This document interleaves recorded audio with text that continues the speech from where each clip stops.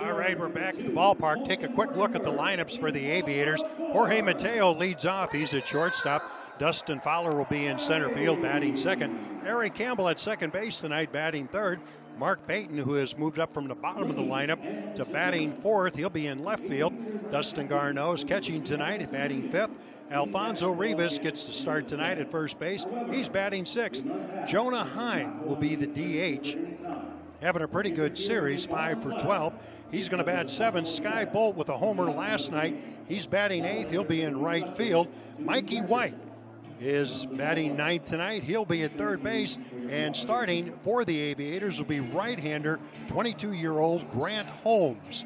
Holmes is out of Conway, South Carolina, acquired from the Dodgers with Jarrell Cotton and Frankie Montas for Josh Reddick and Rich Hill. This was back on August 1st, 2016.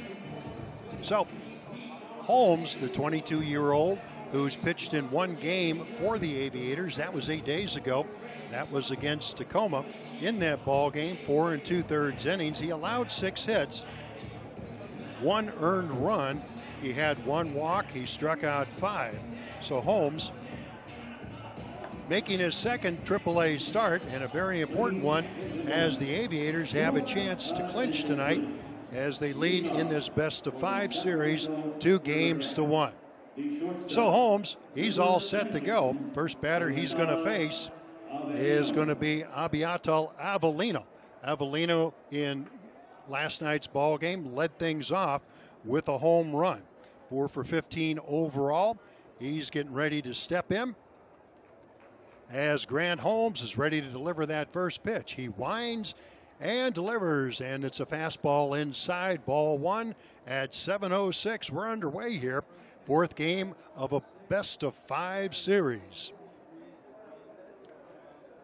Holmes likes to work fast, delivers another fastball. This one fouled directly back, and the count evens out at 1-1. Beautiful night for baseball tonight. The winds are blowing slightly out toward right field. What's new with that? Fans are still coming into the ballpark, hoping for a chance to see the Aviators clinch tonight. Avellino takes a look at a fastball, had some late cutting action that gets the outside corner, and he's behind in the count, 1-2.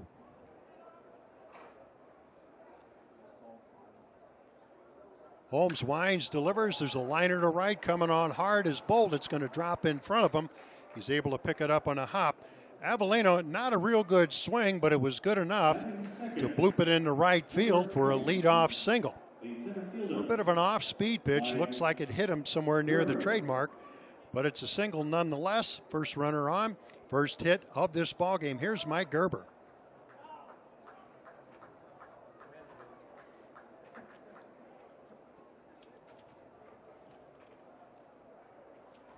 Holmes peers in, gets the sign he wants. Looks at the runner and delivers to Gerber. That's a fastball. That's on the outside corner, strike 1. Gerber was Detroit property up until last December when he was claimed off of waivers by the Giants.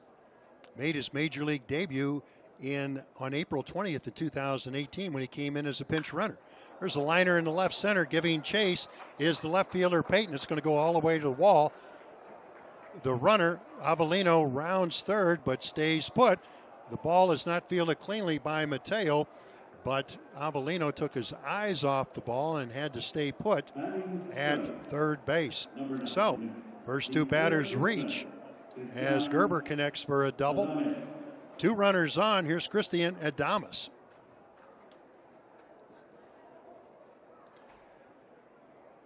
Defensively, this is the way the Aviators stack up. Payton's in left, Fowler's in center. Sky Bolt is commanding things in right field. Mikey White, Matt Mateo, and Campbell, Rivas left to right around the infield. And it's Dustin Garneau doing the catching tonight for Grant Holmes. Here's the pitch on the way, pulled foul by Adames as he's batting left. And the count is 0-1.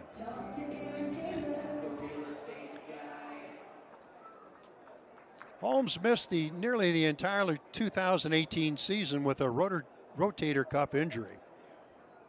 Going back to 2017, he had 150 strikeouts. That was in the Texas League. He was a Midwest League midseason All-Star back in 2015. Was rated the Dodgers' 5th best product following the 2015 season and the 4th best product in the Dodgers organization in 2014. But there's a cost to get quality pitching. You got to dig into your farm system. There's a tapper over the head of the pitcher. A run's going to score. Mateo fields and barely gets Adames, who hustles down the line. You can score at 6-3. A run scores. It's an RBI. And advancing to third on the ground ball is Mike Gerber. So quickly, Sacramento steps out to a 1-0 lead.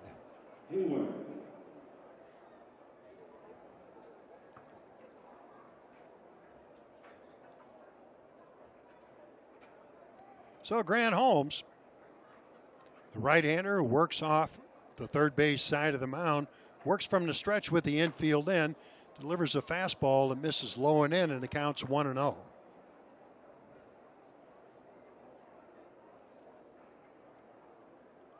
Holmes did get some work in late last year as he came off the disabled list on August 29th. Pitched in a couple of games for Single-A Stockton. There's a fastball way inside. Hayward has to jump to get out of the way, and quickly the count is 2-0.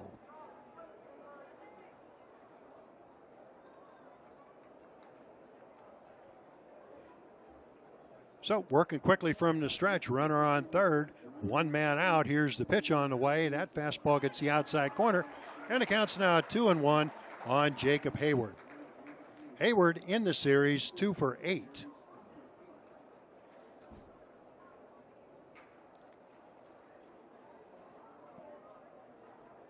Stands in there, tall, standing deep in the box. Another fastball that gets the outside corner.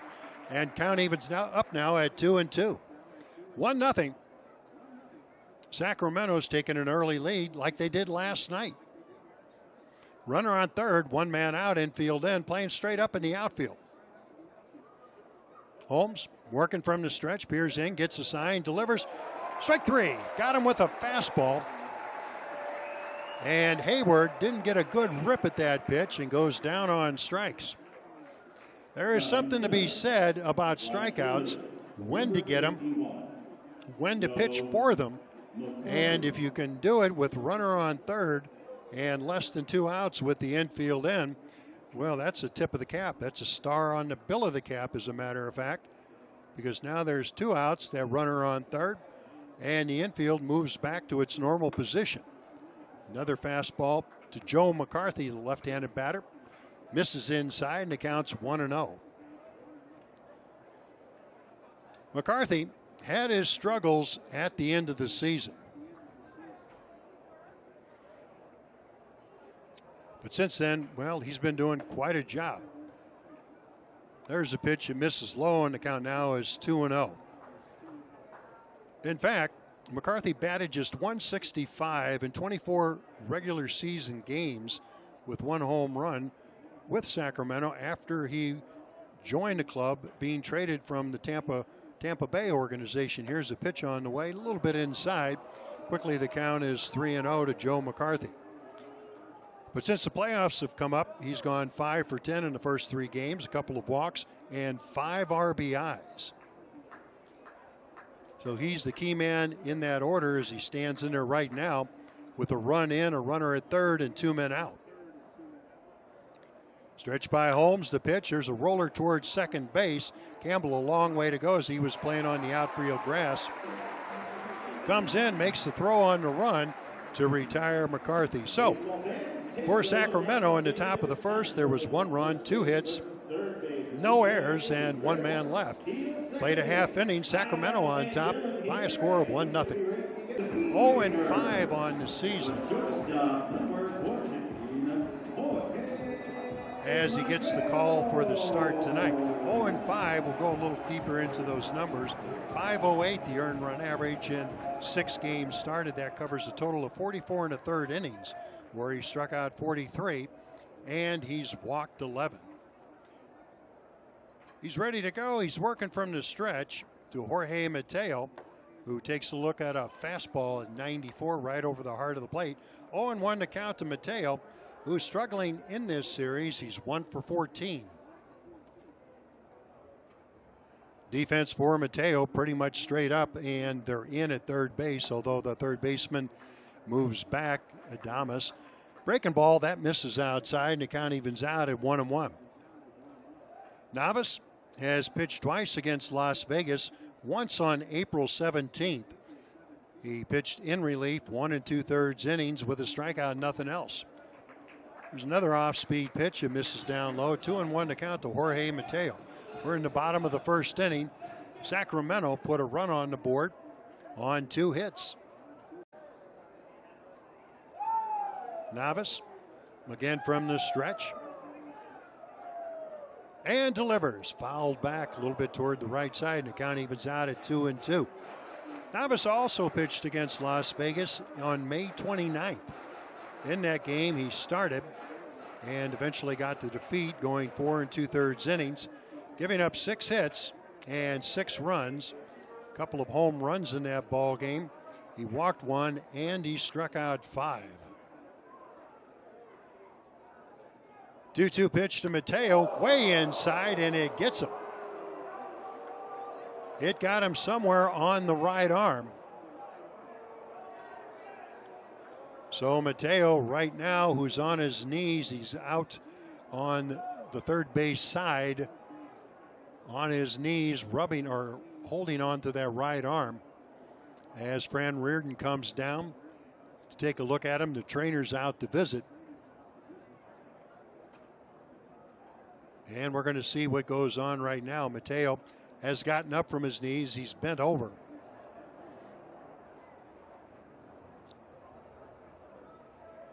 And the trainer, Brad LaRosa, is talking to him.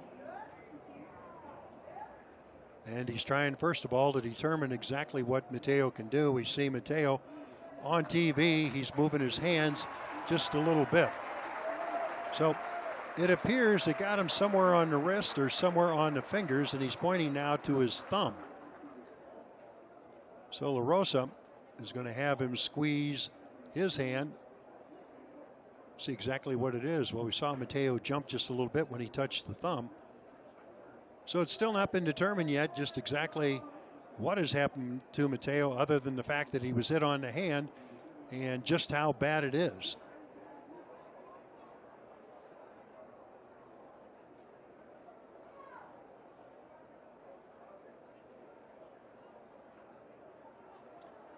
No word as of yet what's going to happen right here.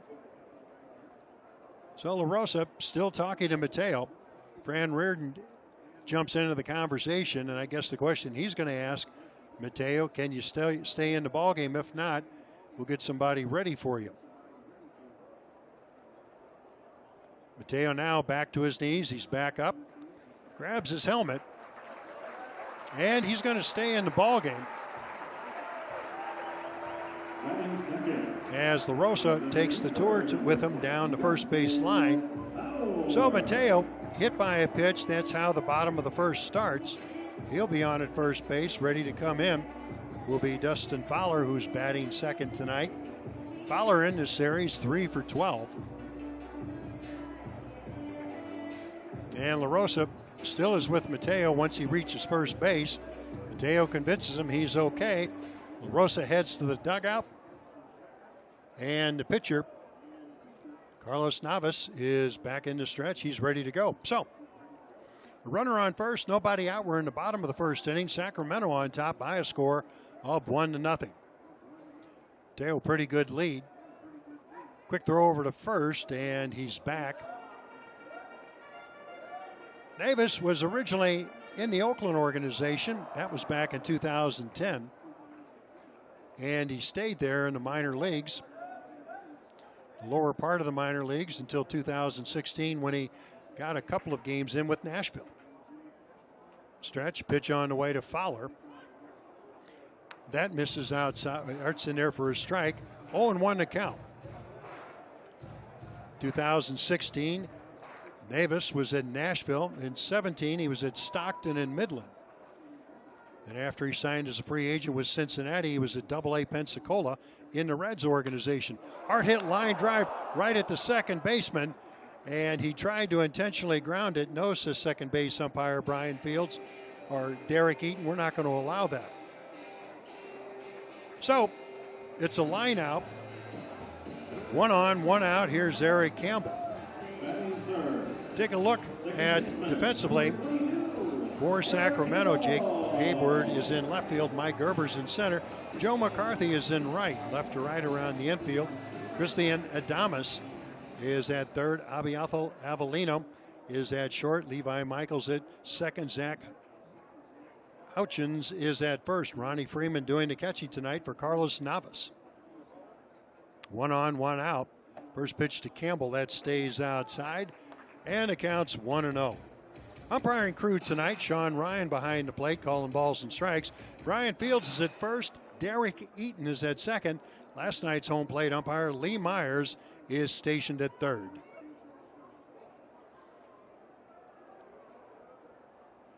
Here's the pitch. Popped up in the infield. It's in front of home plate. The pitcher is called off as the first baseman, Zach Houchins, comes in and catches the ball midway between the pitcher's mound and home plate. He really had the best position for it as the third baseman, Adames, was playing back. Houchins was playing even with the bag, bounced off, and was able to pull it in. F3 if you're keeping score. 2 down, runner on first. Here's Mark Payton.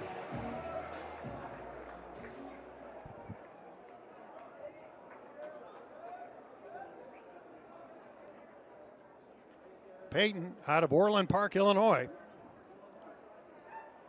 Batted most of the year in the 8th or 9th spot. That was when we had Seth Brown, Sheldon Noisy, swinging at the first pitch, fouled off to our left, 0-1 to count. So there's really no place to put him. They found a place, though, once both Brown and Noisy went up to the big leagues. They needed someone to bat in the 3rd or 4th spot, and they put Payton there, and all he's done in the postseason has gone 7 for 13. Numbers on the season: 334, 30 home runs, 97 driven in. Payton slightly open stance with the knees bent. Quick throw over to first, and Mateo is back. To finish off Neva's career, signed with Oakland and in 2010, then signed with Cincinnati as a minor league free agent in January of 2018.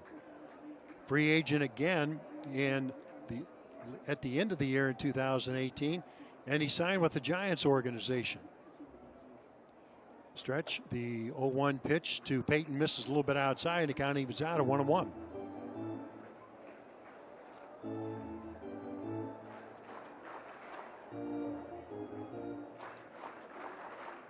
He's always been a guy who has had a high number of strikeouts per innings pitched. We had mentioned earlier, he's nearly 9 strikeouts per game. That's 1 per inning. Delivers 1-1 to Payton. That's in there for a strike. Took something off that fastball. Maybe a bit of a cutter, and the count now 1-2 to Mark Payton. Going back to 2017 when he pitched in Double-A ball, he averaged a little over 8 strikeouts per 9 innings back then. Going back even earlier in Low-A ball was Stockton. He averaged about 11.5 strikeouts per 9 innings. Quick throw over to first, and Mateo is back. 2 outs, bottom of the first here at the ballpark. 4th game of a best-of-5 series. Aviators looking to close the book on the first round of the playoffs tonight.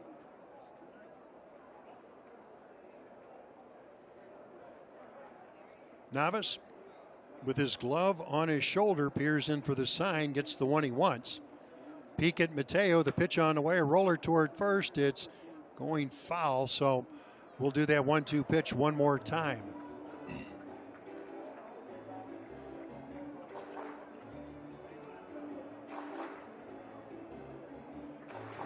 Even in 2018, he had a high number of strikeouts per innings pitched.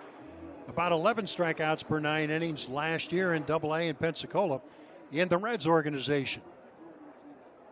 Carlos Navas, 27 years old, 6'1", 170. Works from the third base side of the rubber. Look over at Mateo, 1-2 pitch. That's high, and the count evens out at 2-2.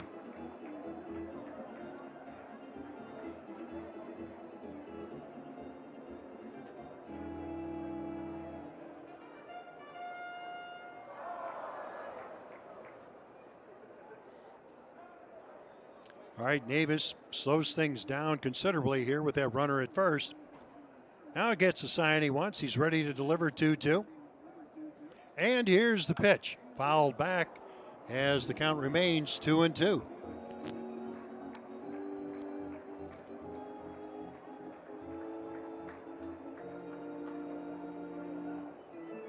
Iowa has put a couple of runs on the board. That's in the bottom of the sixth. Round Rock is batting in the top of the seventh as the Iowa Cubs now lead Round Rock by a score of 4-2. Iowa needs a win tonight to bring about a game 5.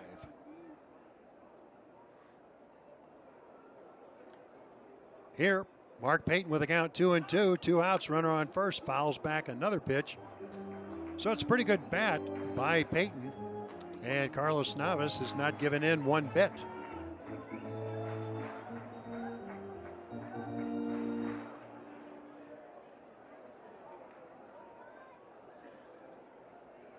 Las Vegas during the season, 83-57.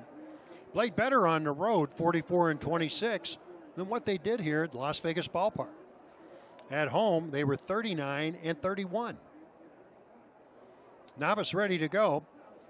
Instead throws over to first.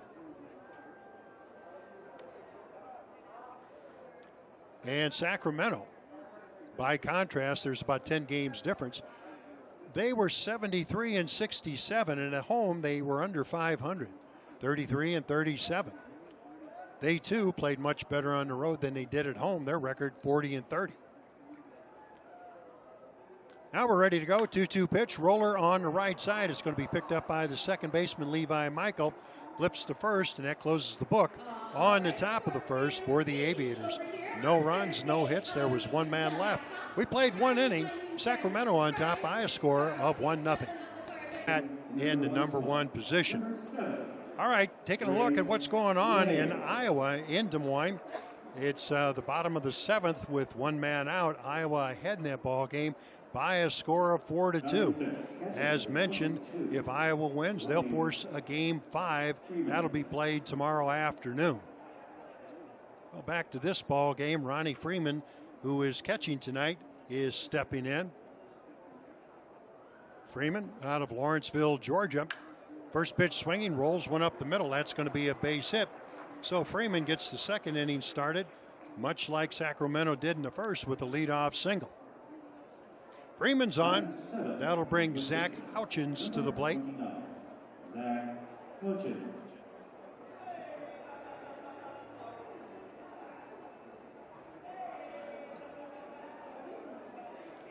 So Houchins, who in the series is 2 for 10.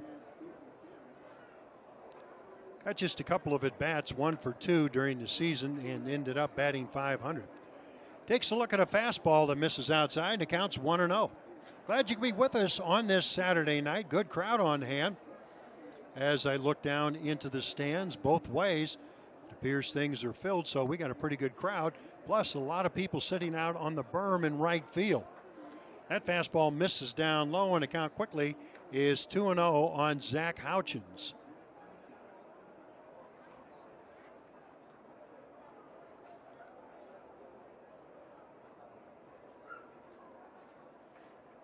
Houchins, 6'2", 210.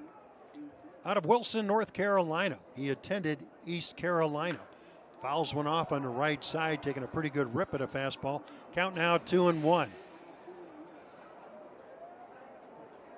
He has played at 3 different levels so far this year. He was with Mobile in the Southern League, where he played in 13 games before coming over to Richmond in the Eastern League, where he played 96 games, batted .236 with 10 home runs and 44 RBIs.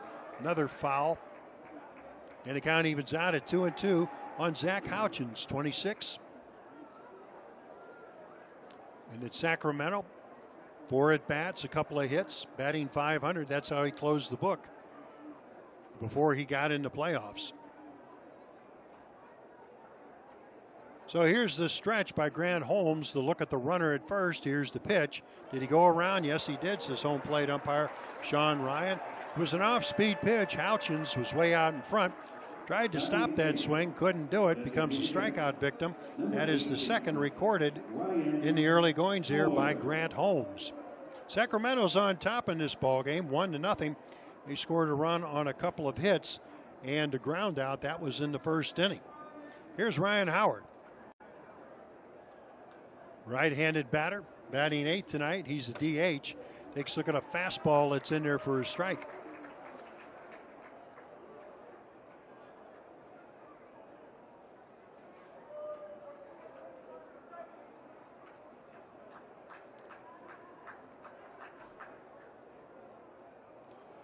Working quickly.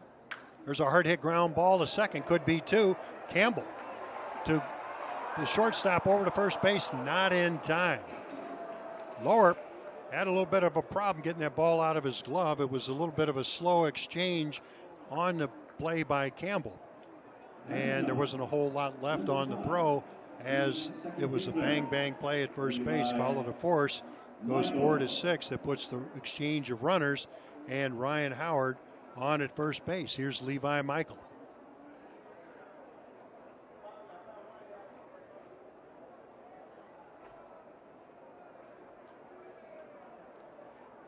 Michael batting 9th tonight.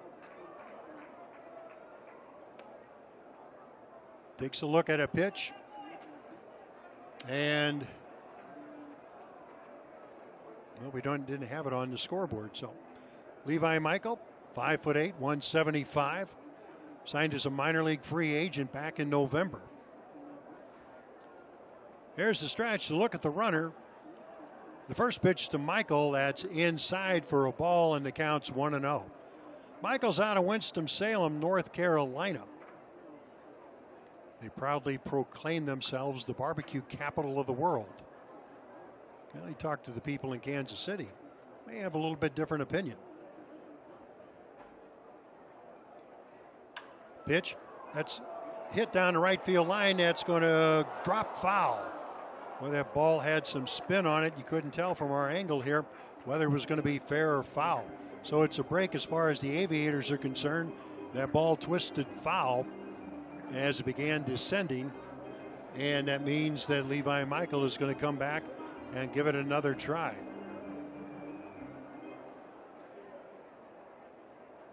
Michael went to high school in Lexington, North Carolina. Graduated early so that he could join the University of North Carolina Tar Heels in 2009. Played in 185 career games at UNC. Batted .309. Quick throw over to first. The runner is back. And was rated the #1 prospect in North Carolina by a group that calls themselves Impact Baseball.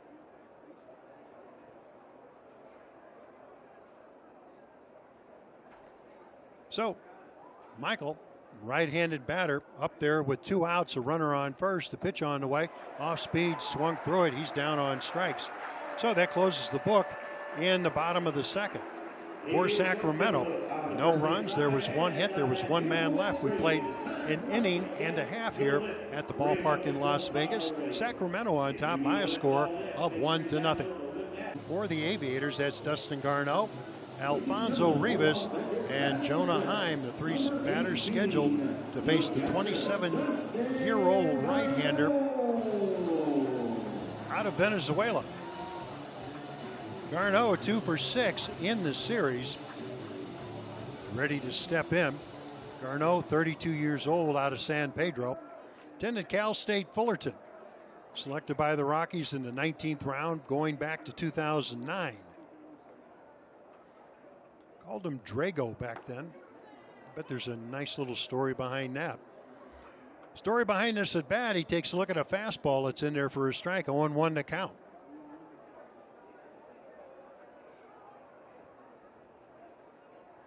On the season here in Las Vegas, 248, 7 home runs, and 16 driven in. Pitch on the way, that's high, and the count evens out at 1-1. Also has some major league time overall in the major leagues. Played in 123 games.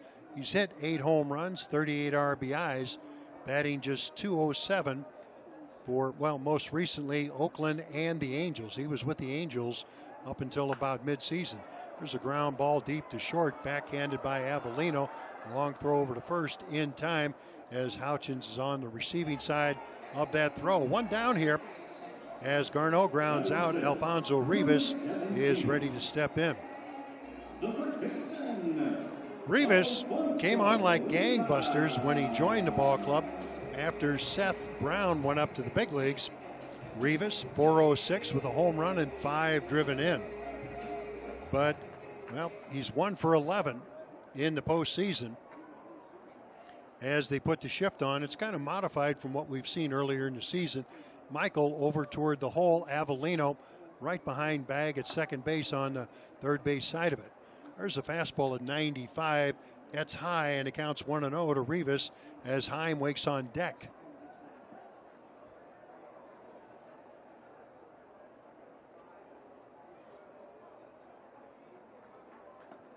Pitch on the way by Navas. That's off speed. It's down low, and the count now 2-0 to Alfonso Rivas. Rivas, 22, Chula Vista, attended Arizona, 4th-round draft choice by Oakland, well, just a year ago. So he's shooting through the system as he finds himself in AAA. Foul down the third base side, giving chase as Adames, the third baseman. Ball takes one bounce on the warning track and finds its way in the stands where it'll become a souvenir.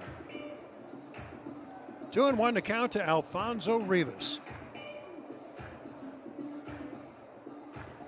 So how did Rivas do in Stockton this year? Well, he played in 114 games, 8 home runs and 55 RBIs, and a .283 batting average. Impressive enough to send him to AAA.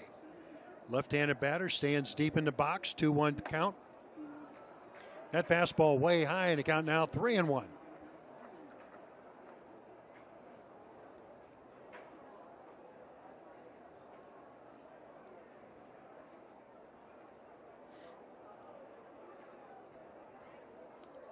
Navas working slowly, gets the sign he wants, and delivers 3-1. Big swing and a miss. He blew it past him.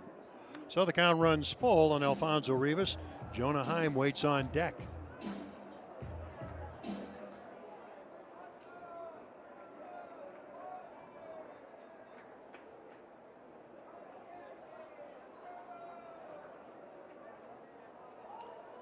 All set to go. Navas.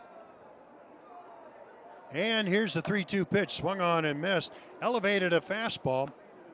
Rivas couldn't hold up on it. Gave chase. Swung right through it. Becomes a strikeout victim. That's the first one recorded in this ball game by Carlos Navas. 2 down as Navas is now retired the last 5 batters that he's faced. Here's Jonah Heim having a pretty good season. Postseason, that is, 5 for 12. And he had a pretty good season here to boot as well. Heim, 358, 4 home runs, 19 driven in. Heim makes his home in Amherst, New York, formerly Tampa Bay property. There's a high fly ball to center field. Gerber going back. He's got plenty of room. Camps under this one. Puts his left arm up and makes the catch. So 3 up and 3 down for the Aviators in the home half of the second. We played 2. Sacramento on top by a score of 1-0. All right, we're back at the ballpark. Jerry Royce bringing it to you solo tonight. Russ Langer doing UNLV football. If there's a game 5 in this series tomorrow, Russ will be with you.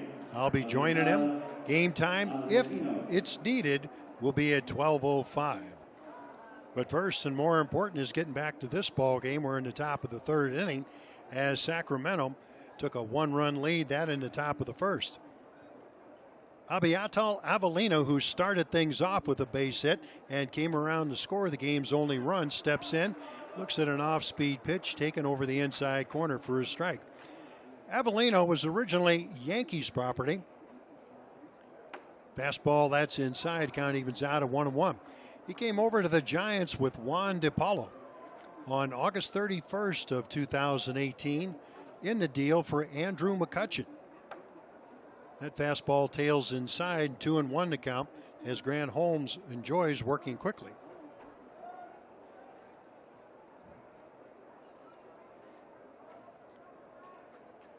Here's the wind, a 2-1 pitch on the way. That fastball misses a bit outside, 3-1 to count. Avellino's played all over the infield in his professional career, mostly at shortstop and second base, even a couple of games at third. 3-1 pitch fouled back and the count runs full on the leadoff batter for Sacramento, leading off for the second time in this game, this time in the top of the third. Says he likes shortstop at best. He says, I feel a lot of adrenaline over there. Can read every ground ball. I can use that strong arm. He said second base is good, and I like third, but, well, if I had my druthers, I'd play shortstop. Well, that's where he is tonight. 3-2 pitch fouled on the right side. That's going to reach the seats. So we'll do that 3-2 pitch one more time. He does have a quirky routine before his at-bats. He moves the bat behind his head with both hands, then puts his hands on his knees, pushes the knees together, and then rests them to the ground before popping up. Said a trainer taught him that. That helps stretch the groin and the quads. There's a high fly ball in the right center field, giving chase as the right fielder Bolt.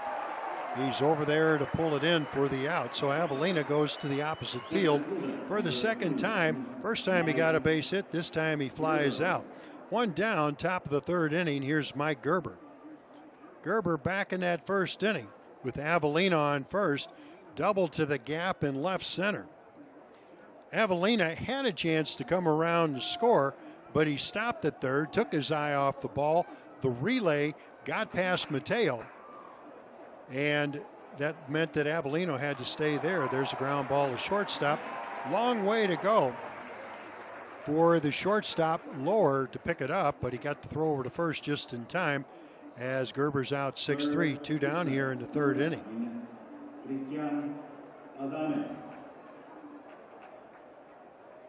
So 2 down, that means the number 3 hitter in the order, that's Christian Adames, is ready to step in.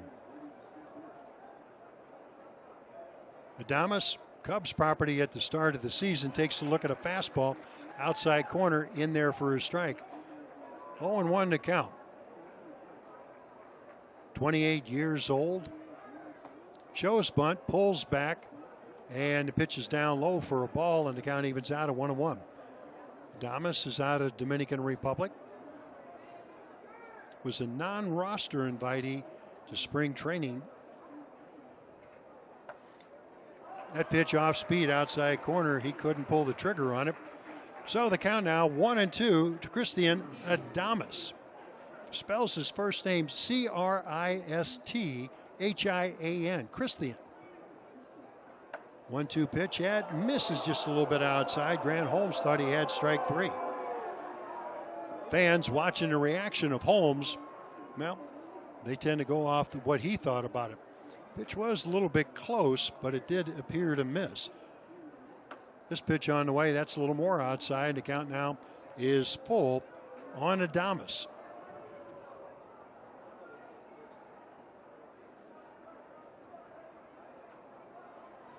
Adames has bounced around just a little bit. Dodger organization, the Colorado organization, big swing and a miss, and he does go down on strikes on a fastball. So Adames becomes a strikeout victim. That's the 4th recorded in this ball game by starter Grant Holmes. 3 up, 3 down for Sacramento in the top of the third inning. 2.5 in the books as Sacramento leads this game by a score of 1-0.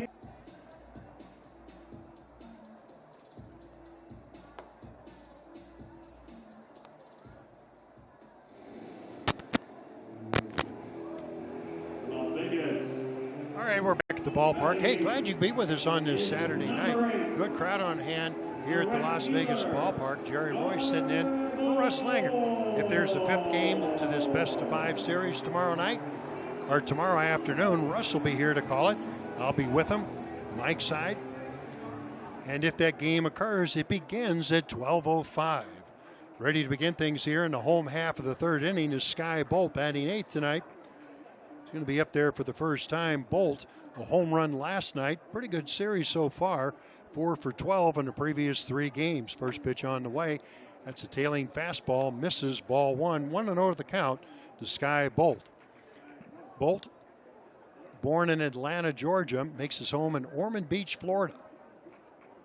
Former 4th round choice back in 2015 by the A's. There's a pitch, and it's in there for a strike. Owen, and the count evens out at 1-1. Bolt playing right field tonight. He plays all outfield positions.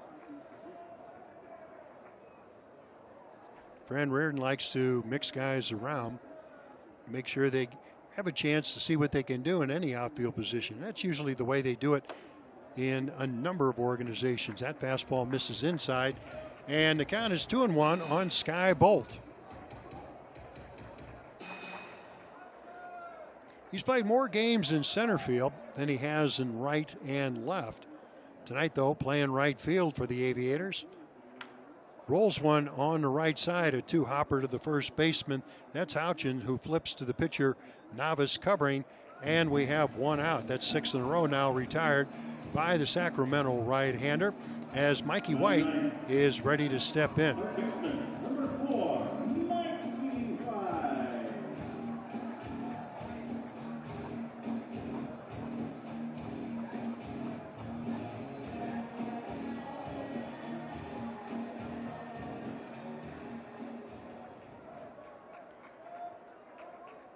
White, 3 for 8 in the series. And in the brief time that he was with the club in the regular season, .250 with a home run and a couple of runs driven in. Right-handed batter takes a look at an off-speed pitch, probably a cutter. That gets the outside corner, strike 1.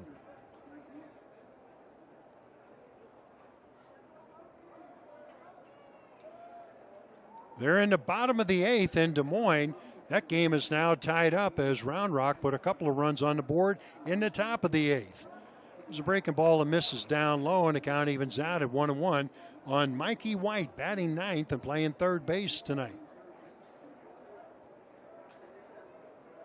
Iowa's batting with nobody out in the bottom of the 8th inning.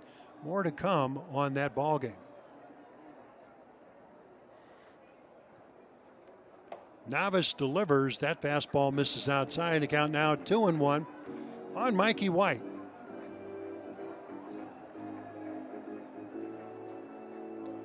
White, 6'1", weighs 200.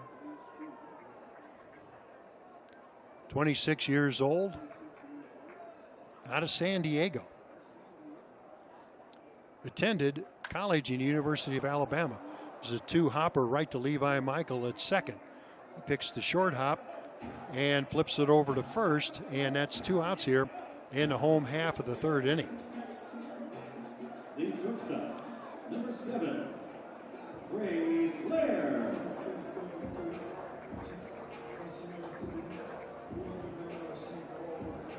Here's Trace Lauer. He came on as a defensive replacement after Jorge Mateo was hit by a pitch. He stayed in the ball game, but Fran Reardon said that, that looks too swollen. I'm not going to let you go back out there. So it's Lauer who's in the ball game right now. Takes a look at a fastball that's high, ball 1. 7 in a row retired by Carlos Navas. That all occurred. Or check that, 8 in a row now. That all occurred after the hit by pitch. That pitch, a fastball, misses just a little bit low, and the count now 2-0 on Lauer, getting his first at bat in this ballgame.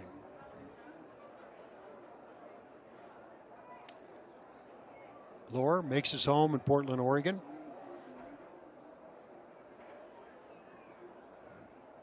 Left-handed batter, knees bent, hits a hard hit ground ball right at the second baseman, Levi Michael.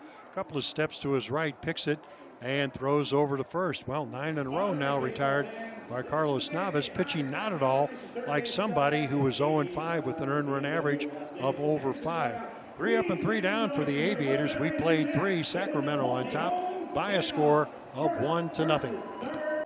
Taking a look in Des Moines, that's still 4-4 as the Cubs bat in the bottom of the 8th with 2 men out. More in that ball game as we get along. Jacob Hayward steps in, leading things off in the top of the 4th inning. Hayward, a strikeout victim, 1 of 4 delivered in this ball game by Grant Holmes. First 2 pitches missed for a ball, and the count is 2-0.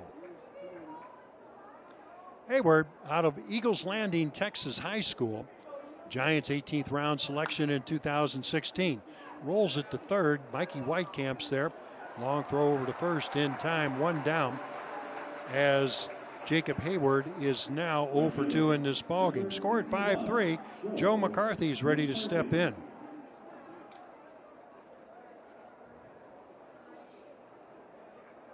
Joseph Edward McCarthy IV, out of Scranton, Pennsylvania. 5th round draft choice by Tampa Bay back in 2015. Takes a look at a fastball. That's in there for a strike. 0-1 to count. Loves to play ping pong. Actually, he did that quite a bit when he was in the Tampa Bay organization. Tap foul, off speed pitch. The count quickly 0-2.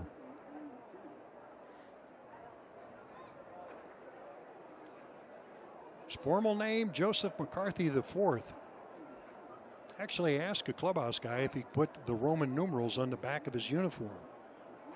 Oh, I like that. 0-2 the count to McCarthy. That's high. It was a fastball, and the count now 1-2. In the winter, back home in Scranton, he works with baseball camps at the minor league stadium. So even in the cold of a Pennsylvania winter, he still is around baseball. That pitch misses down low, and the count evens out at 2-2 to Joe McCarthy, who in this series is 5 for 11.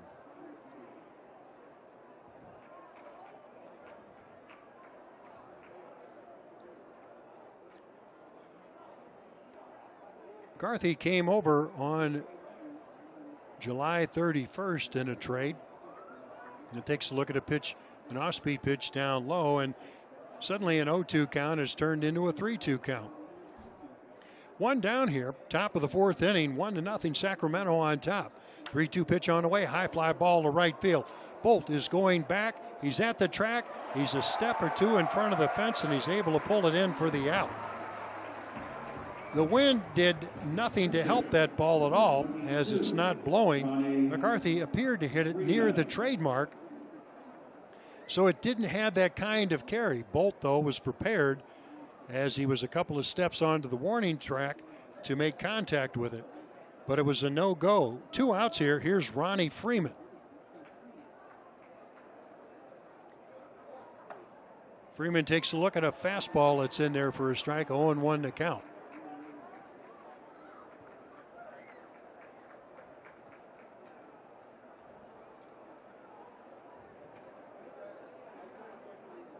Pitch, tap foul at the plate. Quickly, the count is 0-2 on Freeman as he bats with 2 men out here in the top of the 4th inning.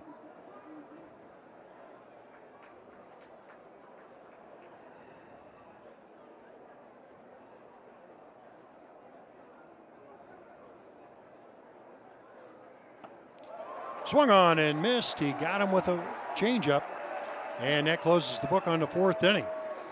Good job of pitching, as we have seen 9 in a row now retired by Grant Holmes. Well, both pitchers are running on all cylinders. 3 up and 3 down in the top of the 4th for Sacramento. 3.5 in the books. 1-0 Sacramento on top. In fact, he's retired the last 9 Aviators to come to the plate. So it'll be numbers 2, 3, and 4. That's Dustin Fowler, Ari Campbell, and Mark Payton. Schedule a bat against Carlos Navas, 0-5 during the regular season. Navas from the stretch delivers. That's high, and the count's 1-0, and it's how we start off the bottom of the 4th. 1-3-0 for Sacramento in this ball game.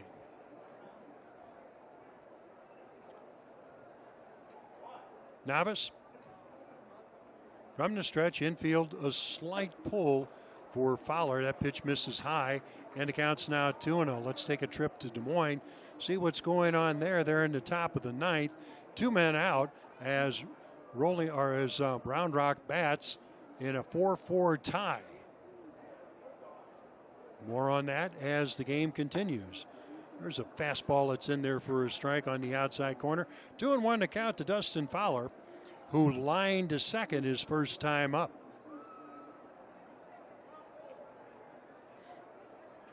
Carlos Navas, 27 years old, the pitcher out there. That fastball way inside, ducking out of it is Fowler as the count runs 3-1. Fowler, 277 on the regular season. That included 25 home runs and 89 driven in. One of the many Aviator ball players that had home runs in double figures. That fastball gets the outside corner. Kind of humorous watching the way that Fowler received or stood there for that pitch. You could see his body move on an outside pitch, much like it would on a fastball inside. Didn't fool the home plate umpire, Sean Ryan, at all. So now the count's full, 3-2. Pitch to Fowler, high fly ball to left field, peeling toward the line. Jacob Hayward gives chase. He's a couple of steps in front of the warning track as he's able to pull it in for the out. Fowler gave the crowd a bit of excitement as he lofted that fly ball to left, but to no avail. One man down, here's Eric Campbell. Campbell popped up to the first baseman. That was between home plate and the pitcher's mound after chasing Navas out of the way. Campbell now 4 for 14 in the series as the Aviators are looking for their first hit. Defense straight up all the way around. There's a cutter that's in there for a strike, and it counts 0-1.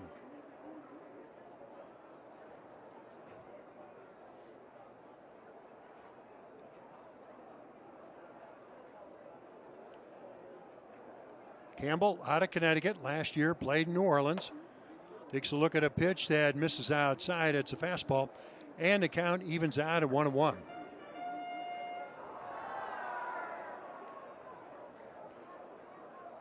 Campbell regular season numbers: 276, 16 home runs, and 65 driven in. 6'3", 215, right-handed batter. Born in Norwich, Connecticut, now 32 years old. Attended Boston College.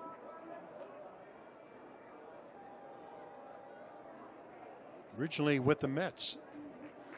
There's a pitch, is down low, and a count now 2-1. Does have some major league time.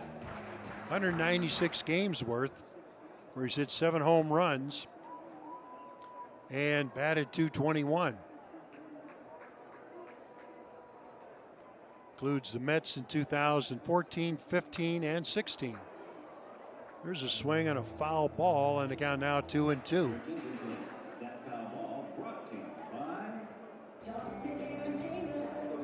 As I mentioned, with New Orleans in 2018, where he batted .313 and hit 6 home runs, driving in 68. Right now, he calls Las Vegas Ballpark his address. 2-2 pitch on the way, misses a bit inside. It's another full count. Navas has done a good job keeping that pitch count down. With that fastball that runs the count to 3-2, he's now thrown 49 pitches, 27 for strikes.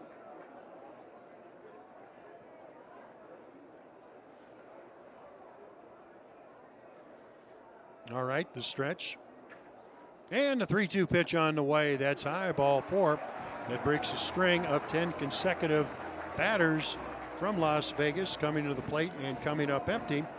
So Campbell reaches on a 1-out walk. Here's Mark Payton.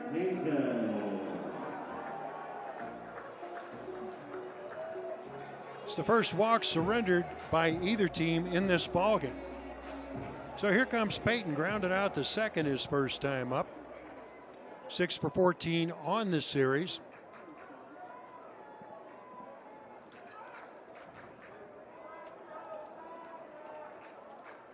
Steps in, the left-handed batter. Has that bat wrapped around his shoulder.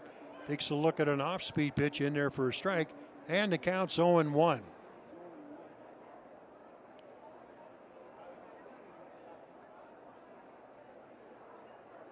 Peyton, a couple of doubles in this series, a home run and 3 driven in.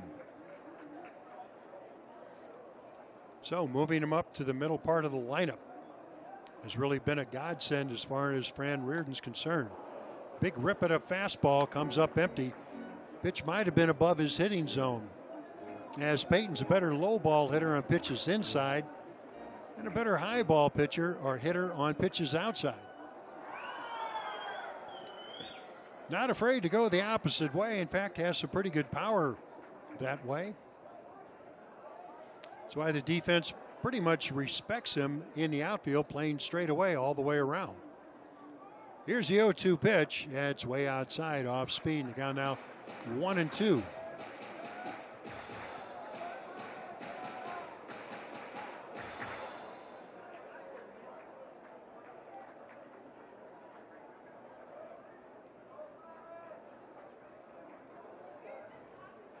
All right, ready to go. Navas slowing the game down a little bit with the runner on first. Instead of delivering, flips over to first, and Campbell is back. Aviators have had just 2 base runners. Jorge Mateo reached when he was hit by a pitch in the first inning. A note about that, Mateo stayed in to run for himself, but was taken out defensively in the top of the second and replaced by Trace Lair. Campbell's the first batter to reach base since then.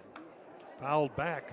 Kind of an emergency swing by Peyton as he gets just enough of it to stay alive to see at least one more pitch.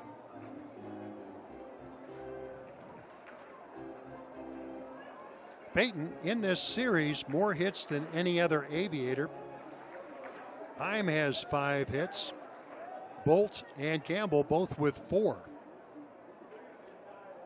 They're the top hitters for the Aviators over the first 3 games. So Peyton trying to get something going offensively for the hometown guys here in the bottom of the 4th. Line drive, foul. Comes down the first base line, rolls around, hits the tarp, stops. And it's going to be the right fielder, Joe McCarthy, over to pick that ball up and flip it to a fan. Well, no doubt they already have another ball in play. As I said, good crowd on hand. We had over 8,000 here last night. Excellent turnout for a playoff game, a game not on the schedule. We're not covered by season tickets. Tickets for this ball game went on sale early this morning, and they've been steady all day. If there's a game tomorrow, 12:05 starting time, Russ Langer will join us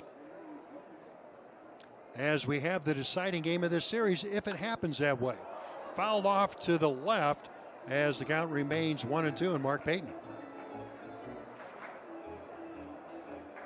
Peyton, not a big guy, 5'8", 190, out of Texas. That is the University of Texas. During his junior and senior year while attending the U of Texas, reached base safely in 101 consecutive games. 1-2 on the way. Fouled off again on the left side. So we'll do it again. Was originally selected by Minnesota in the 31st round of the 2010 draft, and then again by Cleveland in the 16th round of 2013. But he elected to stay with his studies and then was selected by the Yankees in the 7th round of 2014. So with the count 1-2, Campbell on at first, 1 man out, the pitch on the way, fouled over our heads. So pretty good at bat by Mark Peyton, and equally involved in this at bat is Carlos Navas.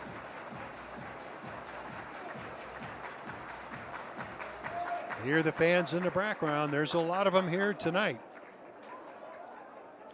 More people in their seats tonight than in any game that I've seen this year. Doesn't mean they're not here at the ballpark. What it means is that because you can walk all the way around the ballpark on the perimeter, people like to get out and visit. Well, not tonight. They're in their seats. They're intent in watching this ball game. That fastball is high, and the count now 2-2. Mark Payton and Carlos Navas, quite a battle.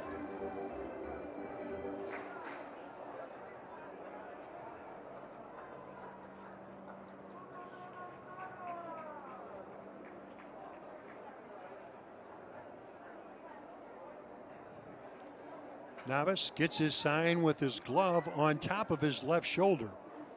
The runner goes, and Navas gets off, takes a step off the mound, runs toward the runner, flips to the first baseman, who then flips to the second baseman, and they got Campbell stealing. Well, Campbell thought that he could probably sneak one in there, but Navas either heard somebody or looked out of the corner of his eye and caught Campbell trying to steal second base. We're going to score that 1-3-4. Caught stealing. So 2 outs, nobody on. 2-2 count to Mark Payton as Sacramento leads in the bottom of the 4th inning by a score of 1-0. Right, the defense shifts just a little bit in the infield. They play Payton a little bit more to pull now that there's no possibility for a double play or a need. That pitch off speed misses outside. Count now 3-2 on Mark Payton. All right, Iowa didn't score in the bottom of the 9th inning. They're heading into the 10th with the score tied at 4 in Des Moines. More on that as the game progresses. Dustin Garneau waits on deck.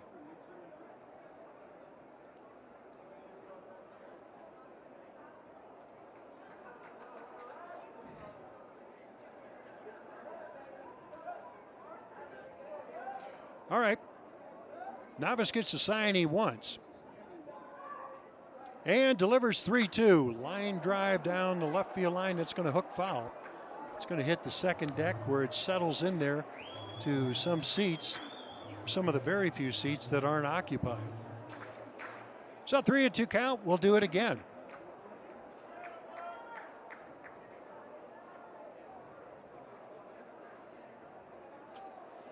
Winds have picked up just a little bit, blowing a little harder out toward right field. That's music to Payton's ears. Pitch in that zone, and he could get that ball up in the breeze and tie it. Stretch, 3-2 pitch on the way. High, ball 4. It's Payton who wins the battle of pitches thrown as he draws a 2-out walk, and Dustin Garneau is ready to step in. So a couple of walks delivered in this inning by starter Carlos Navas. He picked one of them off, and at first base is Mark Payton with a 2-out walk and Dustin Garneau ready to go. Garneau in the ball game, grounded sharply to short. He's 0 for 1, 2 for 7 on the series. Garneau during the regular season between both Salt Lake and Las Vegas, 248, 7 homers and 16 driven in. Ronnie Freeman, the catcher, is going to go out and talk to his starting pitcher. I think it's a pretty good move right here because the catcher knows that it was a pretty good battle between Payton and his starting pitcher. He wants to give him a bit of a breather and get him set to get the out here against Dustin Garneau. Garneau makes his home in Orange, California.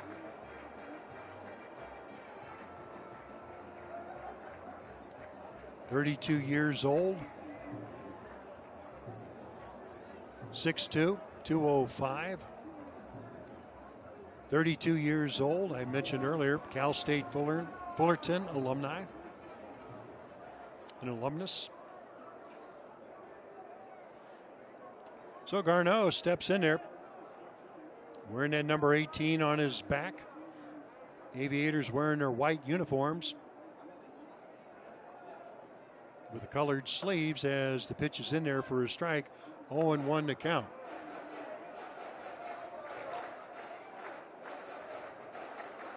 Sacramento, they have their gray pants, of course, that's what they wear on the road, with a stripe going down both sides.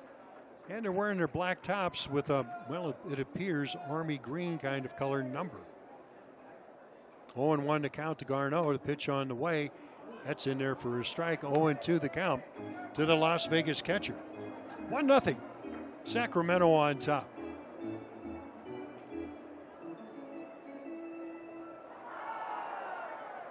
Garneau for the Angels, he played in 28 games. And in those 28 games, he connected for 7 home runs. Or check that, 2 home runs and 8 RBIs. Rip foul down the third base side. It's going to land about 6 rows deep. And the count quickly 0-2. Then after the trade, he went up to Oakland, played 7 games for the A's where he hit a home run and drove in 7 and batted .294.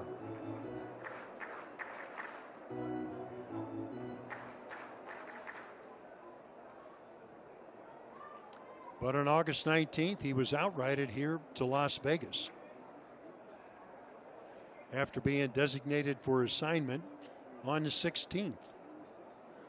Garneau deep in the box. Big hole on the first base side. Big swing and a miss, and Garneau is down on strikes.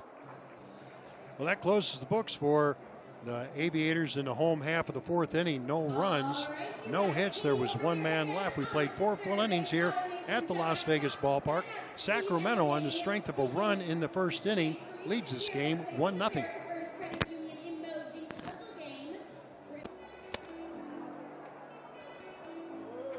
Little David Bowie to bring us into the top of the 5th inning. Jerry Royce sitting in for Russ Langer.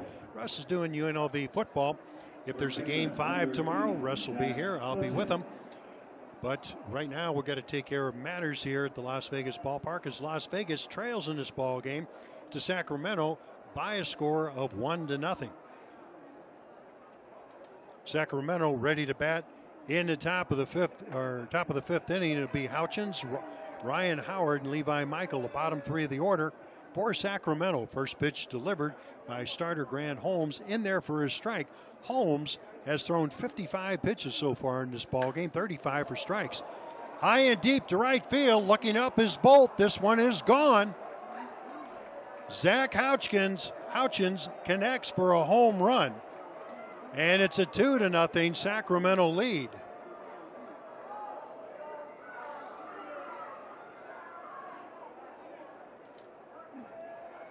Houchins got it up in the breeze, and Sky Bolt took one look at it, maybe took a step or two toward the warning track and knew that one was gone. For Houchins, that's his 3rd hit of the series, his 3rd RBI. So he's 1 for 2 in this ball game, and that brings up Ryan Howard. There's a liner in the center field, heading toward the gap in right center. It's going to reach it. Howard rounds first. He's on his way to second before the center fielder, Dustin Fowler, can get that ball back in. 2 consecutive pitches delivered by Grant Holmes, 2 extra base hits, 1 a home run by Houchins. So Howard's on second with nobody out. Levi Michael is ready to step in.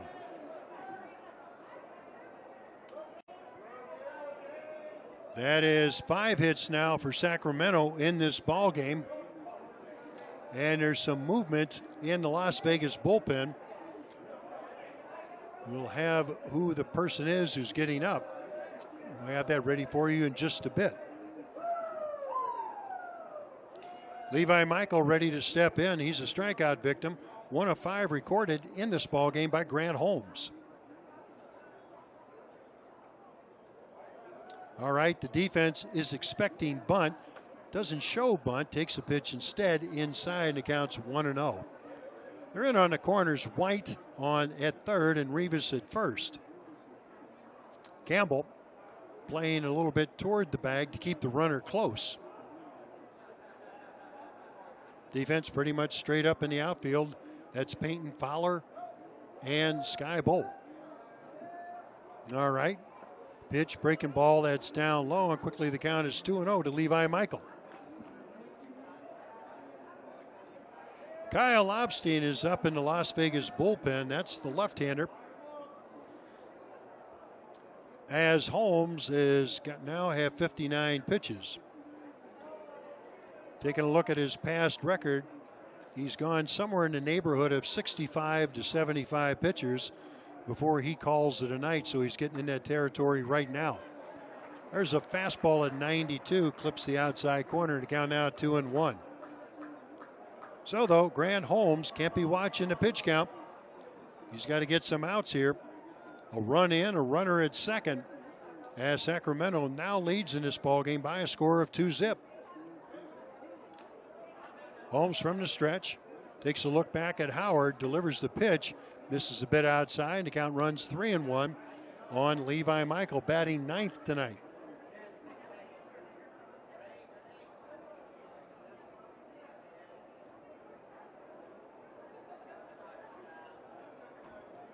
It's the bottom of the 10th inning in Des Moines as Round Rock didn't score. They're tied at 4. More in that ball game as we move on here. Pitch on the way over the pitcher's head, but Campbell's got a chance to backhand it. Throw the first is in time. Nice play by Campbell, the second baseman on the play. Ryan Howard advances the third. Scored 4-3. Runner on third. Let's see what the defense is going to do with Abiato Avellino ready to step in. They're going to move on. The whole infield is moved in. They're going to be just a step behind the grass in an effort to cut off that run. Aviators trail 2-0. Top of the fifth action here. Avellino, a base hit and a run scored. That was the first run scored by Sacramento. It's a hard ground ball into center field. That's going to be a base hit. So Howard scores. Avellino has a base hit, his second. This time he has an RBI, 3-0 Sacramento. Mike Gerber ready to step in. Lobstein working just a little bit faster, getting himself ready.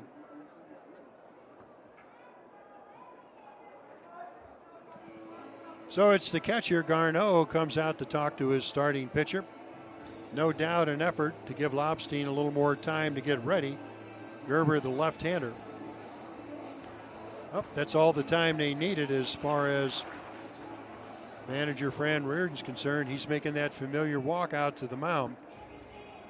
So it's going to be a pitching change. Time to bring in the left-hander. That's going to be Kyle Lobstein. We're going to tell you all about Lobstein when we come back as we have a pitching change. Stay with us.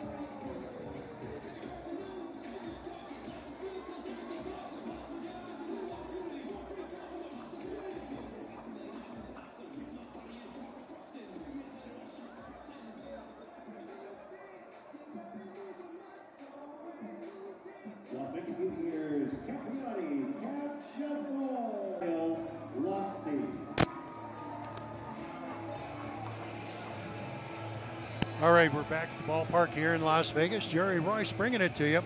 Sacramento in the top of the fifth inning has scored a run on a home run off the bat of Zach Houchins as he let things off.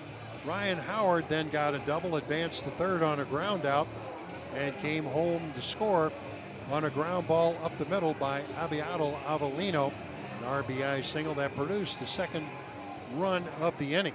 So it's now a 3-0 Sacramento lead, and Zach Lobstein has come on to be the second pitcher of the night, employed by the Aviators. Lobstein, left-hander, 6'3", 220, out of Flagstaff, Arizona.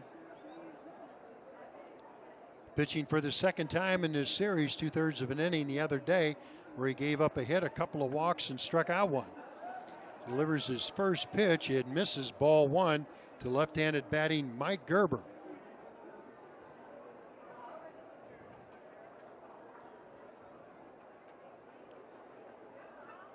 Lobstein, 2/3 of an inning, a hit, a run, it was earned, and a couple of strikeouts.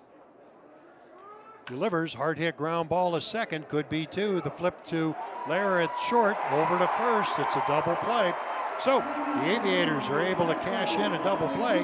Campbell to Lair to Rivas, and that closes the books on the top of the 5th inning for Sacramento. But it came at a price as Sacramento scored 2 runs. They did so on the strength of 3 hits. There was nobody left. We played 4.5 here. Game 4 of the best-of-5 series, Las Vegas and Sacramento. Sacramento on top by a score of 3-0. Bringing it to you tonight, Russ Langer doing UNLV football. If there's a Game 5 tomorrow, Russ will be back. Remember, if there is a Game 5 and you want to come out and see it because you know that this division will be settled tomorrow, well, remember that game time is 12:05. Carlos Navas delivers. That pitch misses for a ball, and the count's 0-1 to Alfonso Rivas. It'll be Rivas, Jonah Heim, and Sky Bolt. Numbers 6, 7, and 8 schedule a bat for the Aviators in the home half of the 5th. There's a fastball that gets the outside corner, evening things at 1-1. The Aviators have been held hitless. Mateo was hit by a pitch, and then Navas retired the next 10 batters in order. He surrendered a walk to Campbell, who was picked off, another walk to Payton before striking out Dustin Garneau to end the inning. Big rip as Rivas comes up empty, and the count now 1-2. In Des Moines, they're in the top of the 11th with Round Rock and the Cubs tied at 4. Got some Major League scores for you in just a little bit. Rivas connects, fouls the ball back, and the count remains 1-2. Texas over Baltimore in Maryland by a score of 9-4. Cardinals all over Pittsburgh at PNC 10-1. Houston beats Seattle. That's in Texas by a score of 2-1. Phillies visiting New York defeated the Mets 5-0. Minnesota 5-3 over Cleveland at home. And the Angels defeated the White Sox 8-7 in Chicago. More to come. 1-2 pitch to Rivas on the way. That's just a bit inside. And the count evens out at 2-2. The other Chicago team, that's the Cubs. They were defeated by Milwaukee at Miller Park, score in that game 3-2. Atlanta got by Washington in Atlanta by a score of 5-4. It's a final in San Diego. The Pods defeated the Rockies by a score of 3-0. Pitch on the way, strike 3 called. Fastball on the outside corner to Rivas. He's down on strikes. That's just the 3rd strikeout recorded by starter Carlos Navas in this ballgame. 3 strikeouts, 2 walks. He's hit a batter, hasn't allowed a hit. Let to break Jonah Heim to the plate.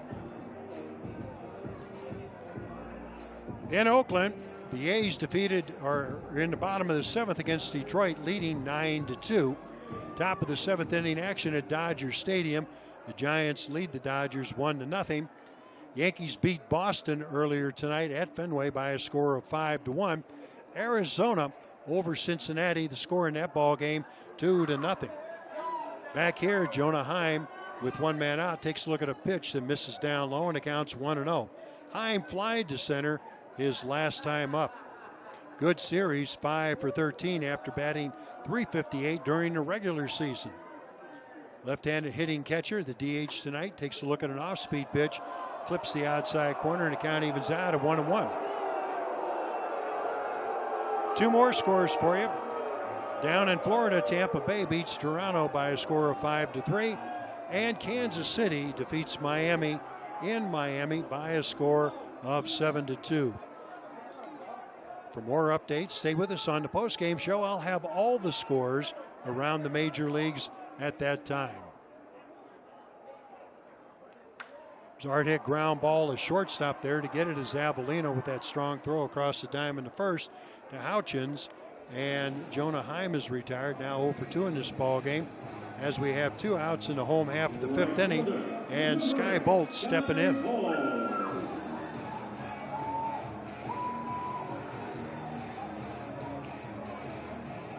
2 men out in the top of the 11th. Round Rock at Des Moines. That score is tied at 4.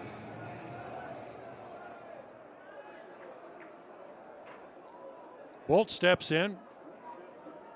Grounded to first with the pitcher covering his first time up. That started things off in the 3rd inning. Pitch to Bolt. High fly ball. Deep to left center field. Going back is Gerber. He's not going to get it. It's off the top of the wall. Bolt is scooting into second with a 2-out double.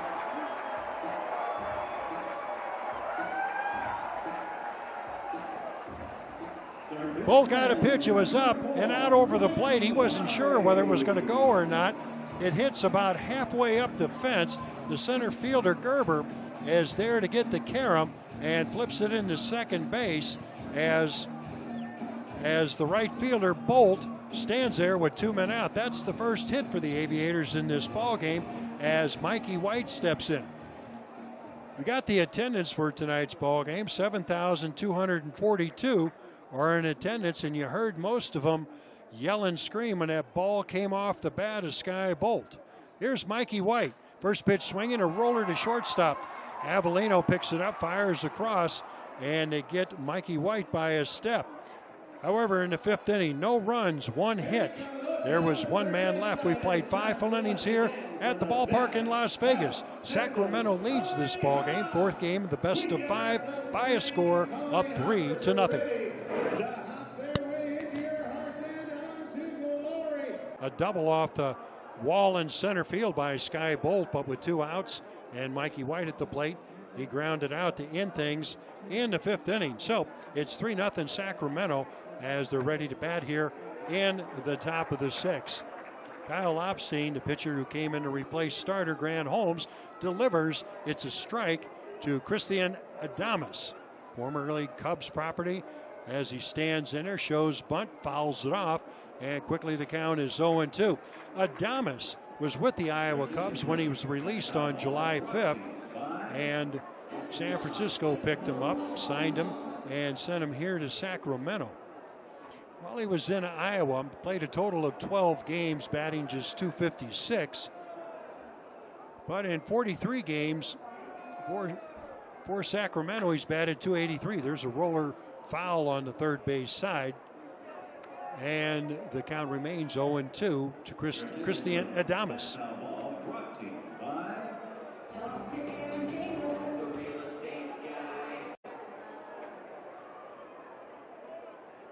Well, since Adames has come over to Sacramento, 6 home runs, 25 driven in.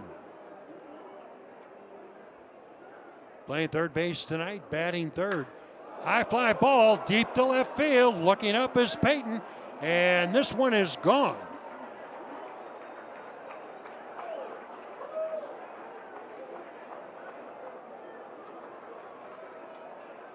Adames connects. He's now 1 for 3 in this ball game, 5 for 15 on this series. That pitch looked like a fastball middle in. We've got the replay. Let's see what happens. Oh, yeah, that one was belled high. Adames got it, and he knew coming out of the box that he got all of it. The best that Mark Payton and Dustin Fowler could do was watch that ball leave the yard. It's now 4-0 Sacramento as they now have 7 hits. Big swing and a miss by Jacob Hayward, and the count's 0-1.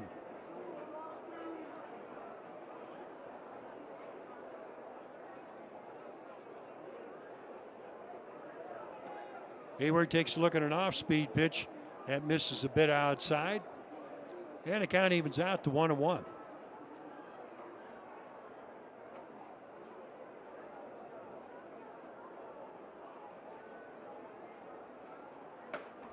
Hayward takes a look at another off-speed pitch. It's over for a strike, and the count now 1-2. Hayward attended the University of Miami. Played 3 seasons there. Had a very memorable moment in the 2015 College World Series. That foul down the third base side. Count remains 1-2. It was against Arkansas. He finished that game 3 for 3 with a 2-run homer and a walk-off single in the bottom of the 9th inning. Russ mentioned it a couple of times last night. Jacob Hayward is the brother of Jason Hayward, and now plays for the Cubs. Jacob was selected by Atlanta in the 38th round of 2013. That pitch, a fastball, misses just a little bit, and the count evens out at 2-2. Action in the Aviators bullpen. I missed the announcement, but we'll let you know all about that. 2-2 pitch. Whoa, just missed a little bit. Sean Ryan right on top of that. Here's something from the Aviators bench. Here's something else. You can see him turn and looking over his right shoulder as they weren't too happy with that call. 3-2 pitch on the way, swung on and missed. He came back with an off-speed pitch, and Jacob Hayward goes down on strikes for the second time this evening.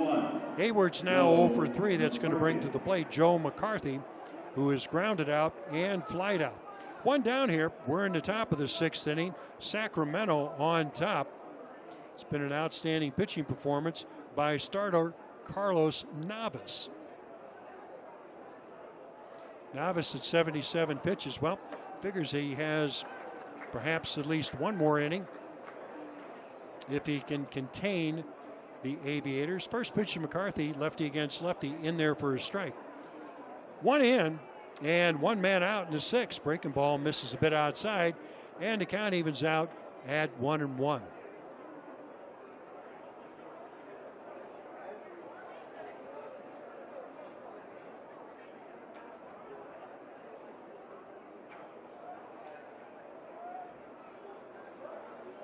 Here's the pitch on the way, pushes him off the plate. Double leg straightener as the count runs 2-1. McCarthy was selected out of the University of Virginia. Helped the Cavaliers win their first College World Series in 2015, but missed about 11 weeks the next year because of a back injury. There's a cutter that misses down low, 3-1, lefty against lefty to McCarthy, 0 for 2 in this ball game.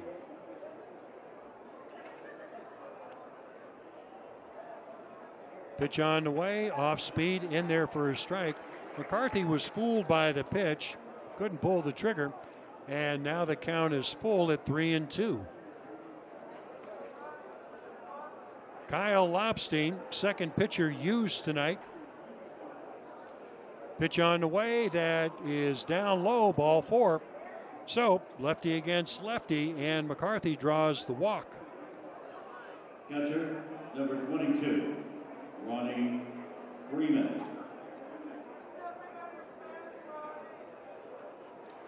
And we're going to see the manager, Fran Reardon, walk out, making that familiar walk. Boy, he's worn a path out to that mound this year.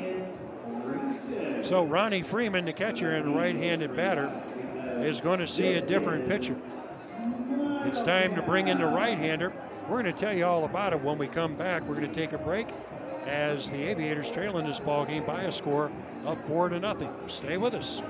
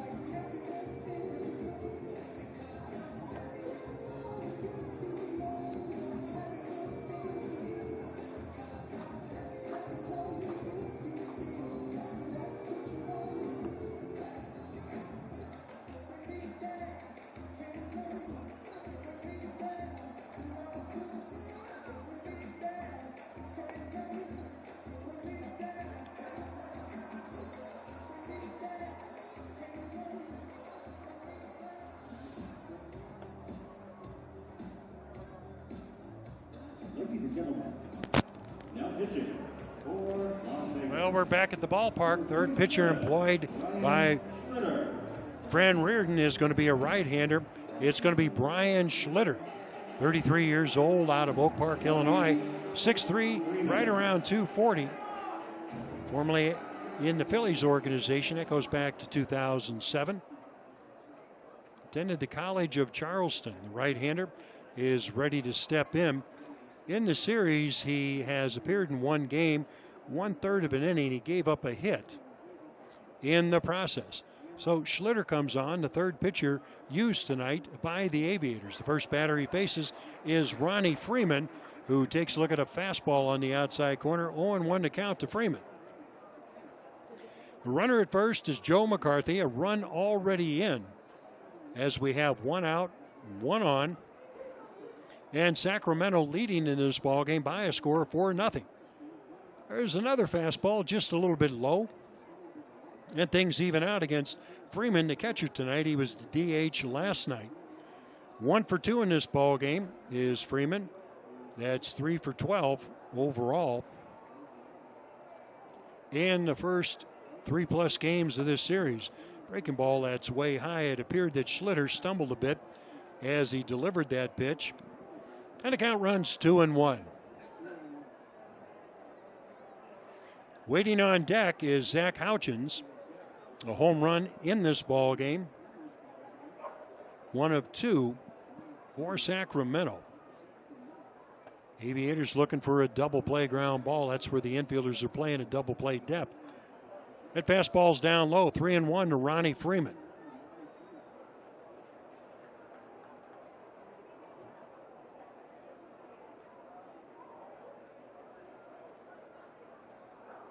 Freeman, 6'1", 190. 28 years old, out of Georgia. Attended Kennesaw State. Takes a look at a fastball. Cuts the heart of the plate, and the count now is full at 3-2.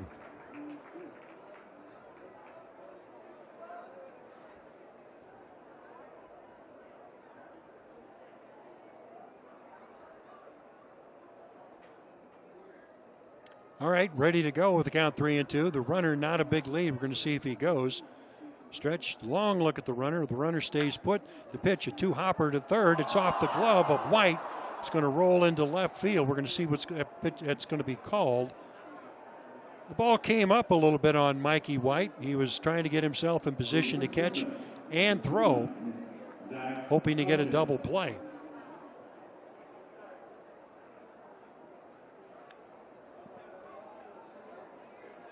So 2 runners on. It's going to be called an error on the third baseman White. Moving over to second is McCarthy. So it puts runners on first and second.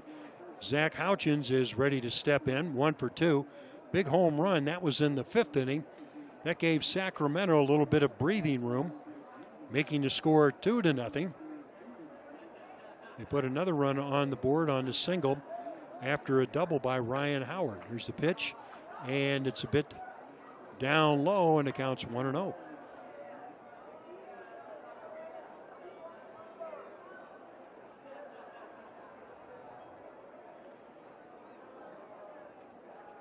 Brian Schlitter, working from the stretch, takes a look at the runner at second and delivers 1-0. That one's in there for a strike, and the count evens out at 1-1. Ryan Howard waits on deck.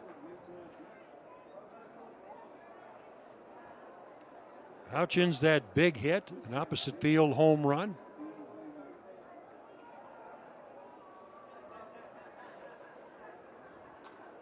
As he steps in, well, figures he's going to step out just a little bit. Collect those thoughts a little. North Carolina native takes a look at that fastball on the inside corner. And the count is now 1-2.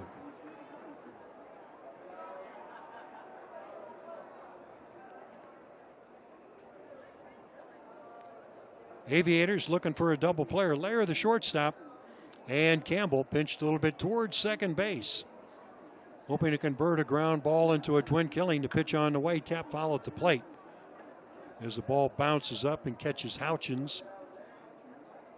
So the count remains 1-2.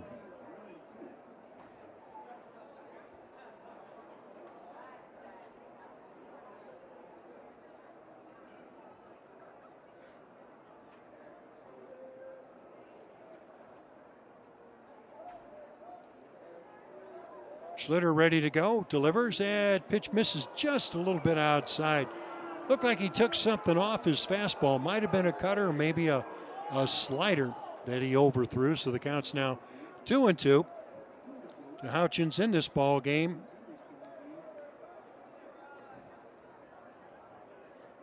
And here we go. Tapped again, fouled to plate. So we'll see what happens.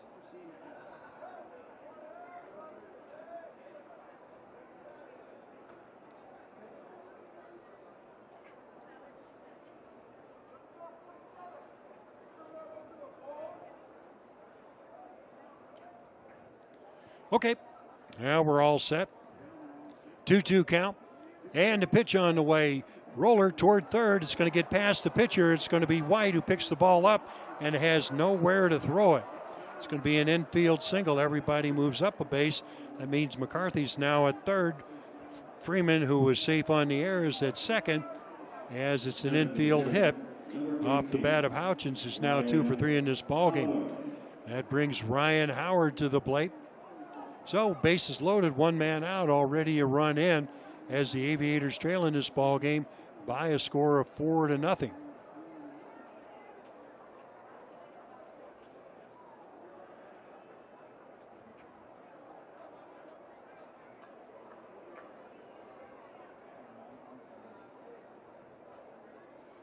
Okay, Schlitter ready to go as he delivers a pitch, a fastball in there at 93, a little bit inside, maybe low, and the count's 1-0.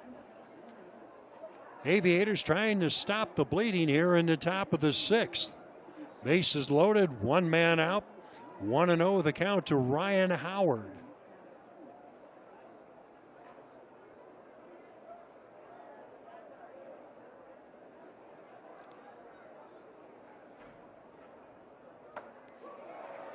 Swung on and missed, and the count evens out at 1-1. Howard, born in St. Peters, Missouri, grew up in St. Charles. And if you know anything about the St. Louis geography, St. Charles, historic place where close to where the Mississippi and the Missouri River meet. There you go. 1-1 to count to Howard. Swung on and missed. He chased a fastball, had some late action low and in, as Schlitter is now ahead in the count, 1-2. Howard, former 5th round draft choice going back a couple of years, 2016. 6 foot tall, right around 200. 1-2 the count. Schlitter delivers, swung on and missed. He got him with a fastball. Some late grade action. Howard couldn't connect with it. Becomes a strikeout victim. That pitch was out of the strike zone.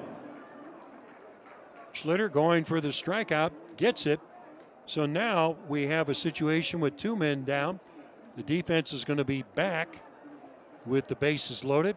And 1 run already in as Levi Michaels, batting 9th tonight, steps in. 0 for 2 in the ballgame, a strikeout and a ground out.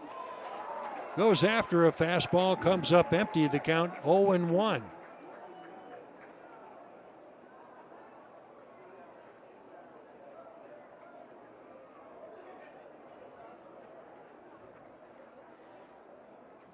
Schlitter from the stretch delivers, swung on and missed. Strike 2 to Levi Michael.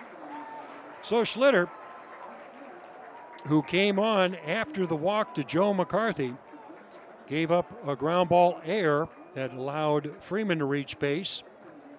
And then Houchins got an infield single, a strikeout to Ryan Howard. And that's just 1 strike away from getting out of the inning. Levi Michael at the plate. The stretch, here's the pitch on the way. Strike 3 called, got him with a fastball.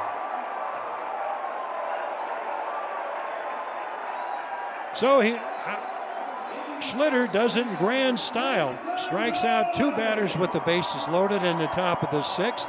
However, Sacramento is able to score a run on a solo home run off the bat of Christian Adames. They had 2 hits. There was 1 error and 3 left. We played 5.5. Sacramento leads this ball game by a score of 4-0.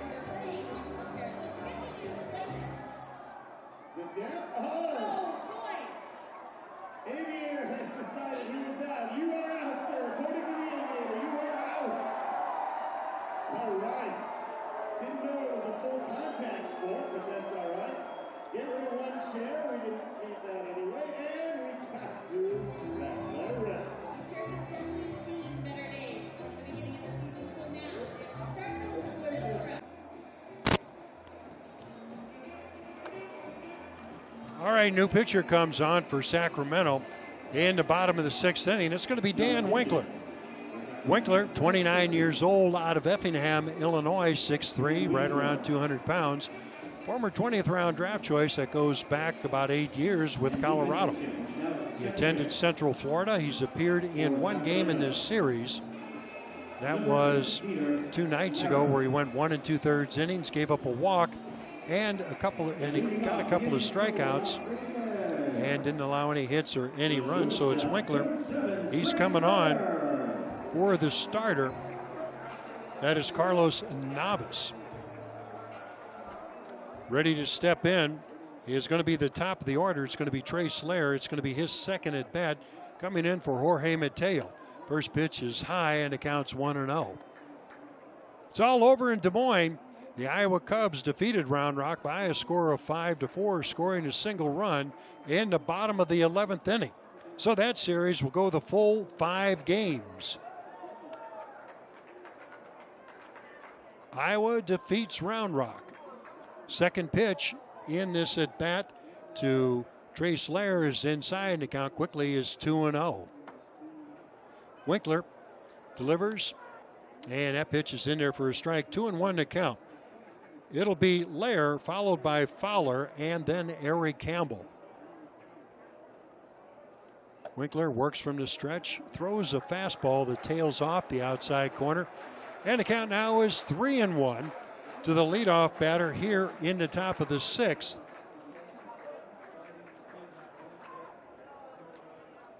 For nothing, Sacramento on top. There's a ground ball that rolls down the first base side, and the count becomes full on Trey Slayer.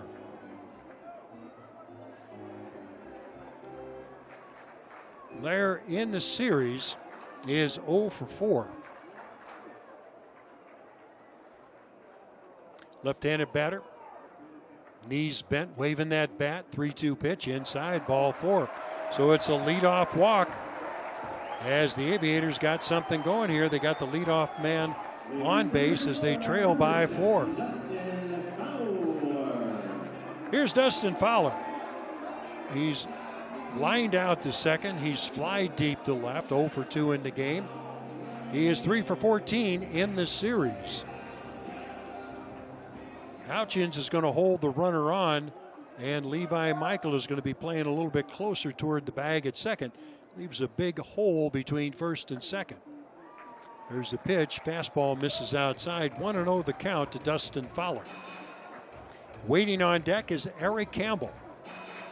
4-8-0 for Sacramento. No runs, a hit, and an error for Las Vegas.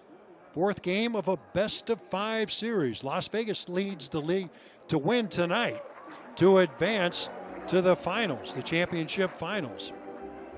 That pitch down low, and that means the catcher, Ronnie Freeman, is going to go out and talk to his pitcher, Dan Winkler. Not only is he going to come out and talk to him, so is pitching coach Steve Klein. Klein, always animated, is out there talking to his pitcher, trying to get him back in track, as Sacramento needs to win this ball game to stay alive in this series.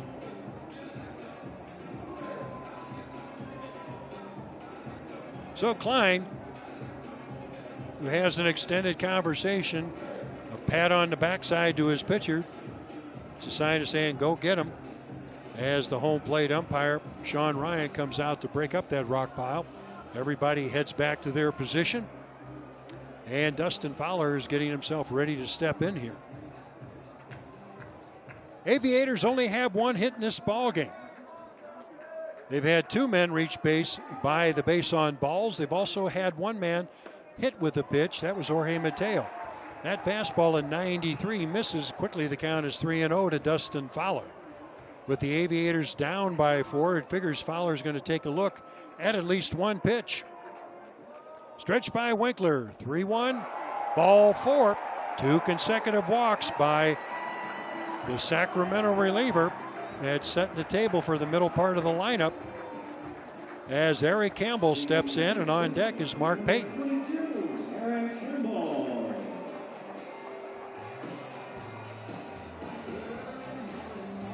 Campbell in the ball game. He's popped up in the infield, first baseman catching the ball, and he also walked. But in that walk, he tried to steal second and was picked off by the starter, Carlos Navas.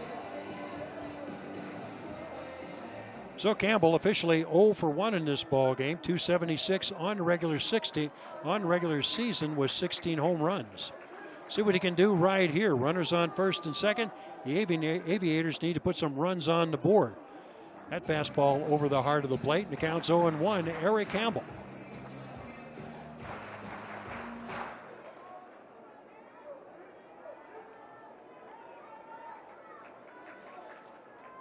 Campbell not ready to get in the box, takes a couple of practice swings, and now he's getting himself ready.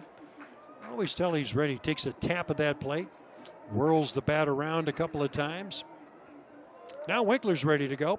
Gets the sign he wants. Look at the runner. The pitch on the way, swung on and missed. And the count is 0-2 to Eric Campbell. Crowd is 7,242 watching this ball game.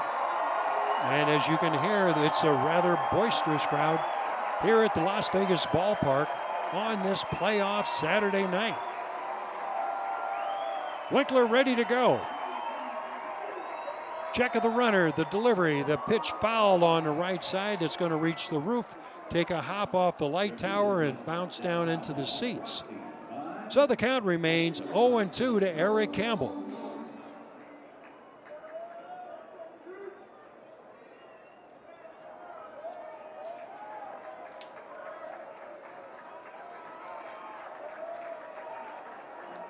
Winkler hands right around his belt. Gets a sign, delivers a pitch, off speed, misses down low, and the count now 1-2.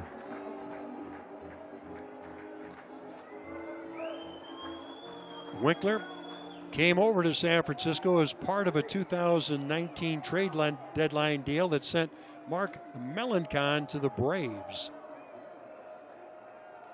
He's also pitched some in the big leagues. Pitch on the way, that fastball's high. And the count now 2-2 to Eric Campbell.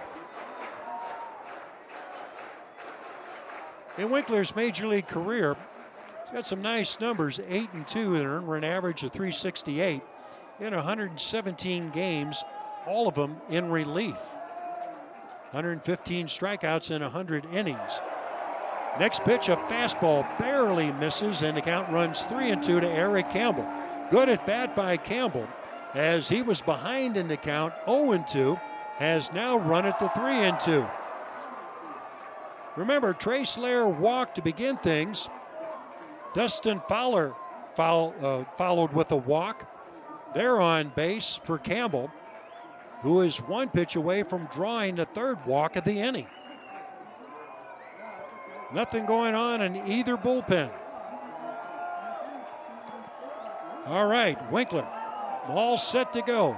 Delivers 3-2, swung on and missed. He got him with an off-speed pitch.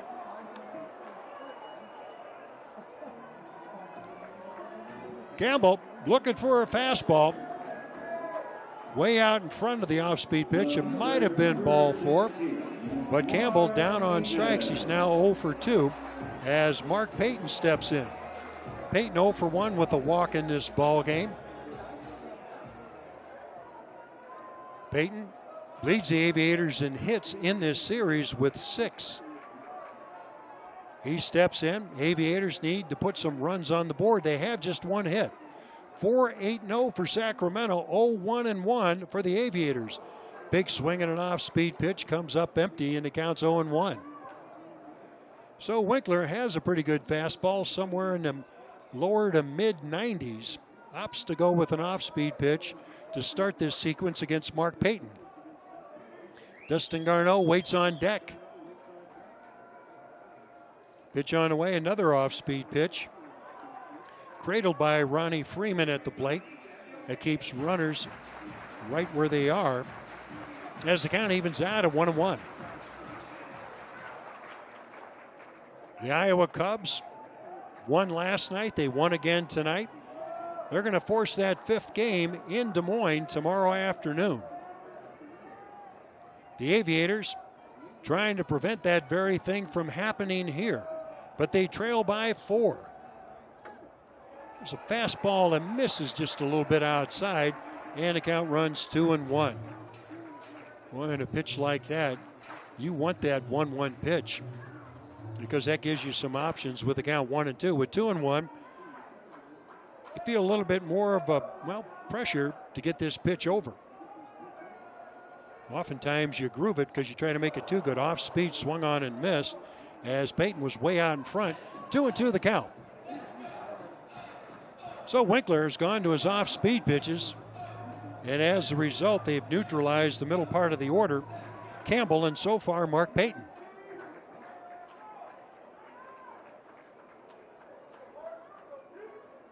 Winkler peers in, gets the sign he wants from Ronnie Freeman. Line drive right field, that's a base hit.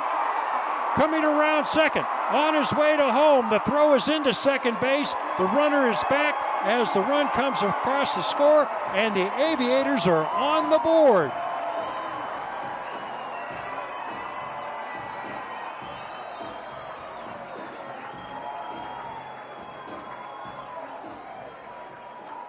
No doubt about it, when that ball was hit, Lair has better than average speed, was able to come around and score. As Fran Reardon, who also coaches third base, he had the wheels turning.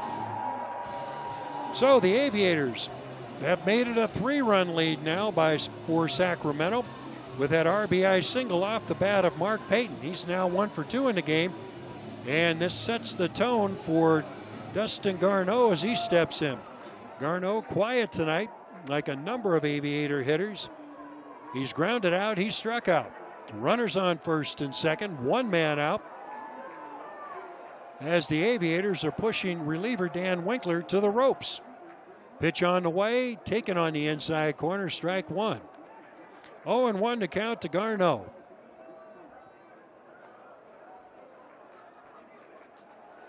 Garneau, Angel property at the start of the season.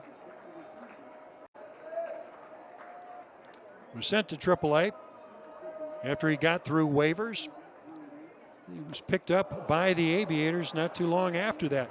Pitch off speed, swung on and missed. Quickly the count is 0-2 to Dustin Garneau.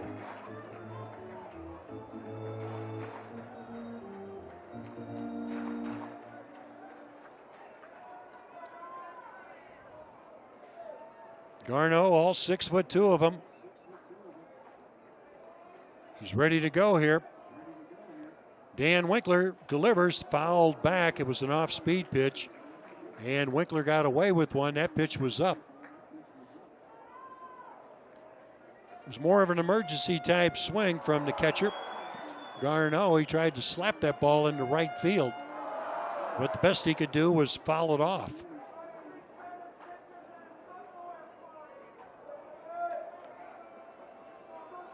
Garneau was claimed off waivers by the Angels on August 3rd. Kyle Finnegan warms up in the Aviators bullpen, so we'll see what happens. There's the pitch, swung on and missed as Garneau goes down on strikes. 2 outs now with runners on first and second, and here's Alfonso Rivas. We're going to see the manager of Sacramento, Dan Brundage, come out. He puts up his left arm, and that's signaling for the left-hander, so that means we're going to have a pitching change, lefty against lefty. We're going to step aside and tell you all about it when we get back. It's 4-1 as the Aviators bat in the bottom of the 6th, Sacramento leading.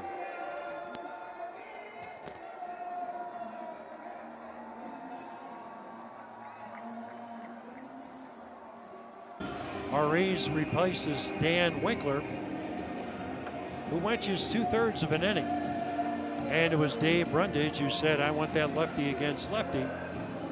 So it's Williams Ariz, a lefty, 6'4", who weighs right around 205 out of the Dominican Republic.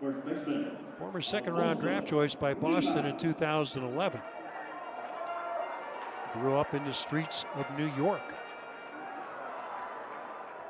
So it's Ariz, who does have some major league time, the third pitcher used tonight by Sacramento. He's going to face Alfonso Rivas, who represents the tying run at the plate.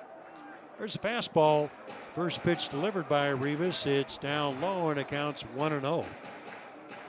Rivas, 1 home run for the Aviators during the regular season.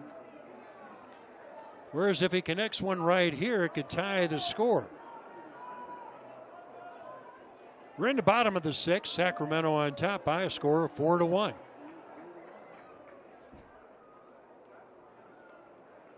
Harris delivers. That fastball at 93 is in there for a strike. And the count evens out at 1-1. Laird drew a walk. He was the first batter that reliever Dan Winkler faced. Fowler followed with a walk. Eric Campbell struck out. Mark Payton got an RBI single, moving runners to first and second. Garneau struck out before the pitching change was made. Lefty against lefty. The pitch fouled off. That's into the stands. Count now 1-2 as Rivas has himself in a bit of a hole. Tough night for Rivas. He is 0 for 2, a couple of strikeouts, 1 for 13 on the series. Jonah Heim waits on deck.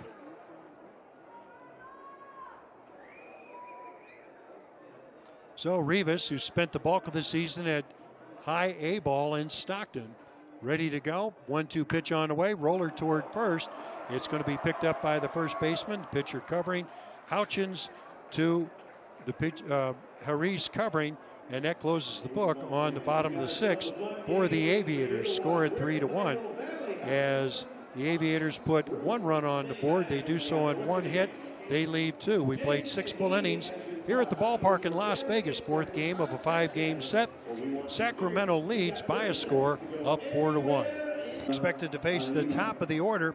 That is Abiato Avellino, who leads things off, followed by Mike Gerber and Christian Adames. We'll get that right. Avellino, a couple of hits in this ball game. He scored a run. He's driven 1 in.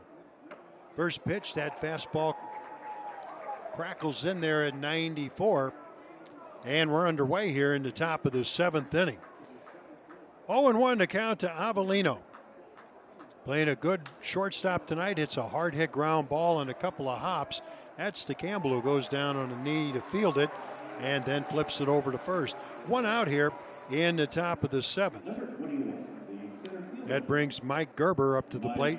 Gerber got a double in the first inning. He went opposite field. That set the table for the ground out off the bat of Adames, who got the first RBI, putting Sacramento on the board in the top of the first inning.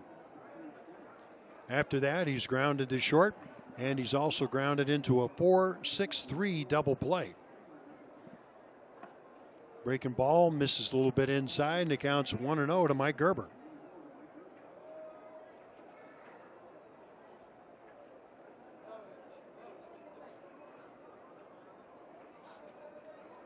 Pitch on the way, liner into center field. That's going to drop in there for a base hit. Fowler right there to pick it up. A base hit by Gerber. That gives him his 2nd hit, and for Sacramento, that's their 9th on the evening. 4-9-0 for Sacramento, 1-2-1 for the Aviators. Had some good pitching in this ball game. Carlos Navas started things off. Navas came into the game with an 0-5 record and an earned run average of .508. So he was more than equal to the task. There's a big swing and a long foul ball into left field, and it hits into the bleachers. Didn't have enough distance to get out of here, but it was close to the line as the left fielder Payton goes over to see what happens with it. Ball bounces back onto the field. That means Lair's going to have to pick it up and then fire it in the stands as it becomes a souvenir.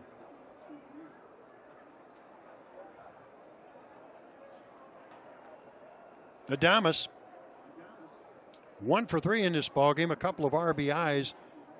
He had that home run. That led things off into 6th. Pitch on the way, could be 2. Campbell to Lair to first. It's a double play. How about that? You asked for a double play, well, you're going to get one. Score at 4-6-3.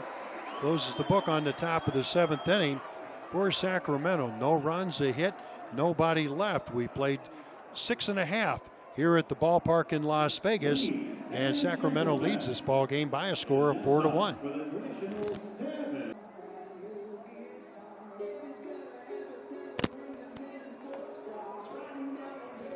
All right, we're back at the ballpark. Jerry Royce sitting in for Russ Slanger.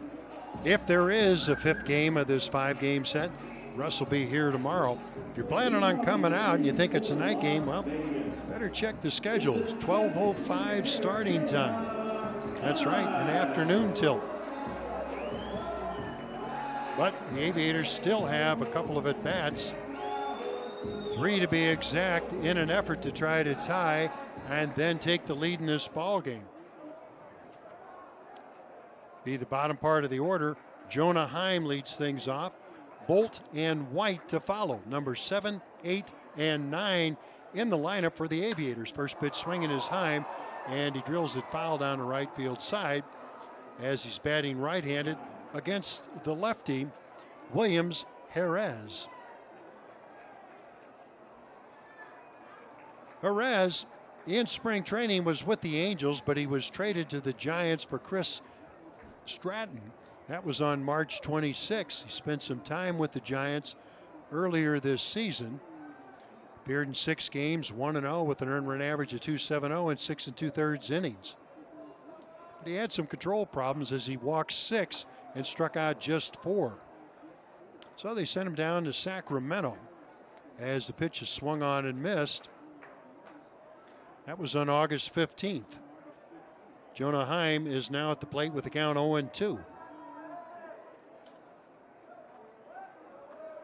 Working exclusively from the stretch. A lot of pitchers do that these days. He is the third pitcher employed tonight by Sacramento. And he delivers off speed, tap foul right around home plate. And the count remains 0-2 on Jonah Heim.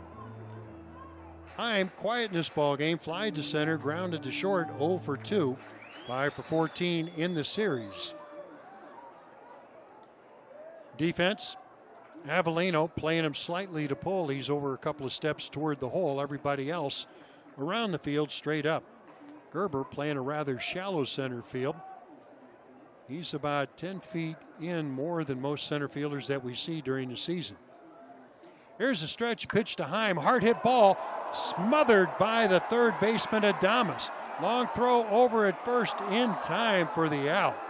What a play by Christian Adames at third. He picked him clean, no doubt about it. He backhanded it, did a half pirouette, got to his knees, and then threw to first and got Heim by maybe a half step. Solid defensive play by Adames. 1 out. Sky Bolt, who has a double in this ball game, steps to the plate. Bolt, the switch hitter, turn around and bat right-handed as he's 1 for 2 in this ball game. 4-1, Sacramento on top. We're in the bottom of the 7th inning, 1 out in the 4th game of a best-of-5 series. First pitch, fastball in there for a strike, and the count is 0-1. Aviators with a win tonight could put this series to bed. If they lose, well, they'll be back here tomorrow afternoon. That fastball misses a bit inside and evens the count out at 1-1. The Iowa Cubs already won their game. They've evened this series. They'll play tomorrow afternoon. They'll play Round Rock to decide who's the best in their division. And then this game, a game, if the Aviators don't win tonight, the best of this division will be decided tomorrow afternoon as well. 2-1 to count now to Sky Bolt. Good crowd of over 7,200 in attendance tonight. They're in their seats. They want to see some runs on the board for the good guys.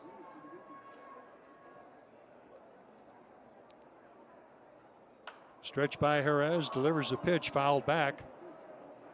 And the count evens out at 2-2. Jerez, the third pitcher employed tonight by Dave Brundage, manager of Sacramento.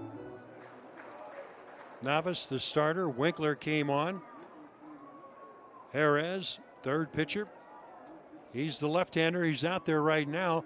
There is a little bit of action out there by the bullpen in right field. They're breaking ball down low, and that brings the count to full. 3-2 on Sky Bolt.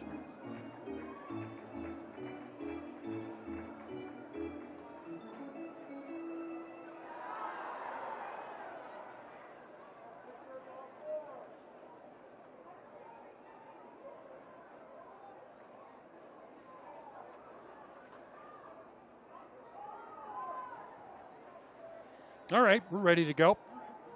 Bolt in there, 3-2 count, one man out, pitch on the way, inside, ball 4. Bolt has to skip out of the way of that pitch, otherwise it'd have probably got him. So he's on with the walk. One on now, one man out. The third baseman, number 4, Mikey White. And that brings Mikey White to the plate. White in the ball game, 0 for 2, a couple of ground outs. He's at the plate right now with one on, one out. Bottom of the 7th inning, the Aviators looking to put something together. Offensively, they've been quiet all night. A run on 2 hits. There's a sinker, misses a little bit outside, and it counts 1-0.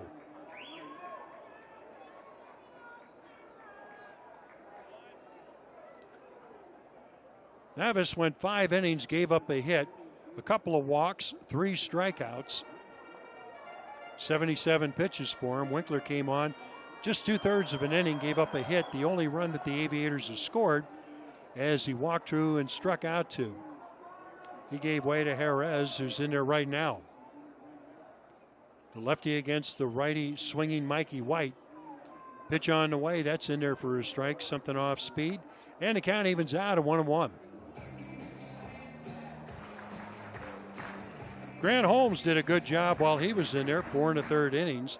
He gave up 6 hits, struck out 5, and didn't walk anybody in his 64 pitch performance. Stretch, long look at the runner. Jerez delivers a pitch. It's off speed.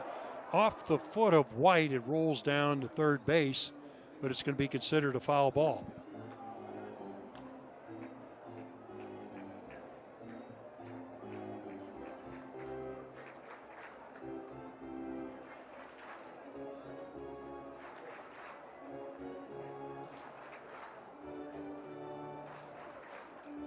Also in the ball game, 3 earned runs given up by Holmes, so that closes the book on him.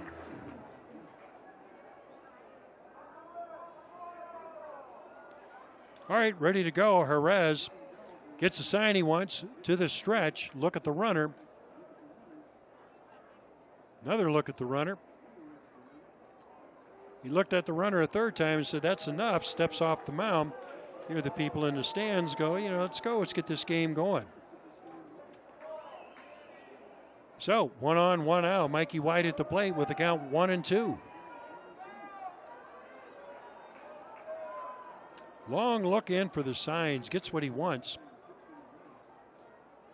Look at the runner at first. A second look, and he throws over there this time. You wonder sometimes what he sees from the mound that we don't see up here. Because logic would dictate in a situation like this, you're up by 3 runs. You have a guy on first base who does steal bases, but not consistently enough to go in a situation like this with a home team 3 runs down in the 7th.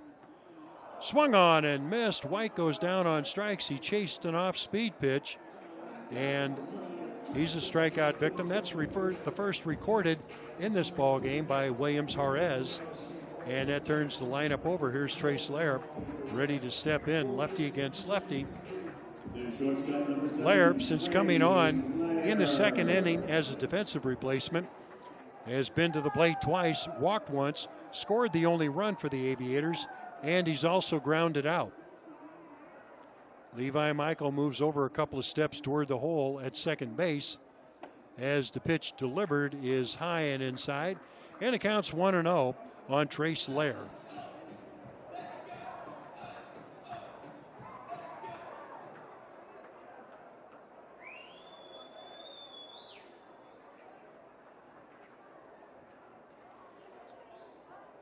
Blair, 5'10", out of Oregon. Hits a hard ground ball. That's right to Avellino at shortstop.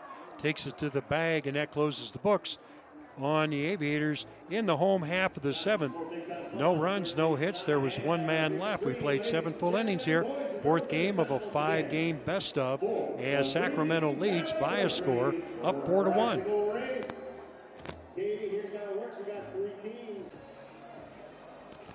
All right, we're back at the ballpark. Jerry Rice bringing it to you solo tonight. Russ Langer working UNLV football game. If there's a game 5 tomorrow, Russ and I will be here. We'll bring it to you. Game time, that's 12:05. It'll be, if there is a game 5, it'll be Caleb Barrigar pitching for Sacramento and James Caprielian starting for Las Vegas. Caprielian, no record, and a .225 earned run average in 4 previous innings pitched for Las Vegas.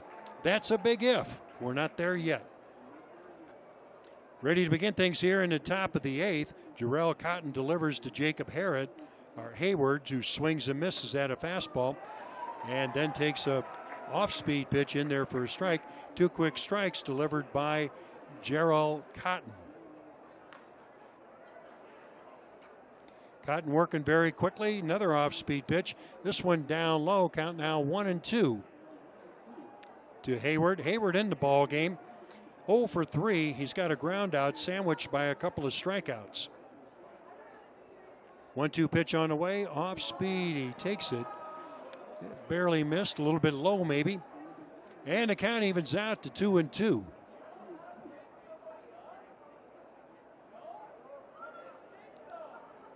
Cotton ready to work.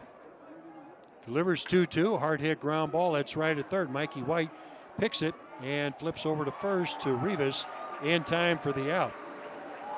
So 1 down here, top of the 8th inning. And Joe McCarthy been quiet tonight, ready to step in. 0 for 2 with the walk and 5 for 12 on the series.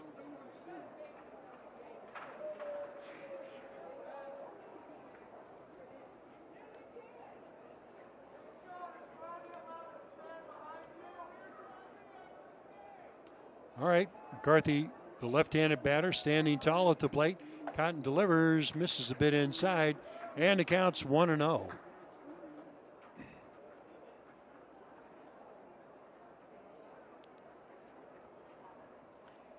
McCarthy, 6'3", tips the scales right around 220.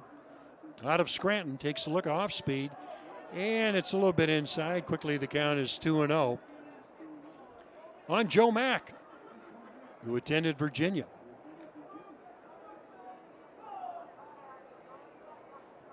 Out of Scranton, hobby, playing ping pong. Pretty good player from what we understand. Fouled back over our heads. And it counts now at 2-1.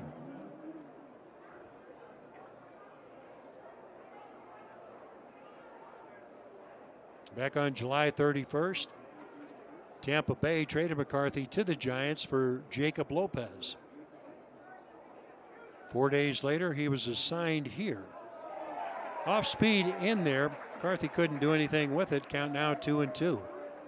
4-9-0 for Sacramento. 1-2-1 for the Aviators. Aviators looking for a big-time comeback so that they can end this series here and now. Off speed, it is tap foul at the plate. So we'll do it again with a count 2-2.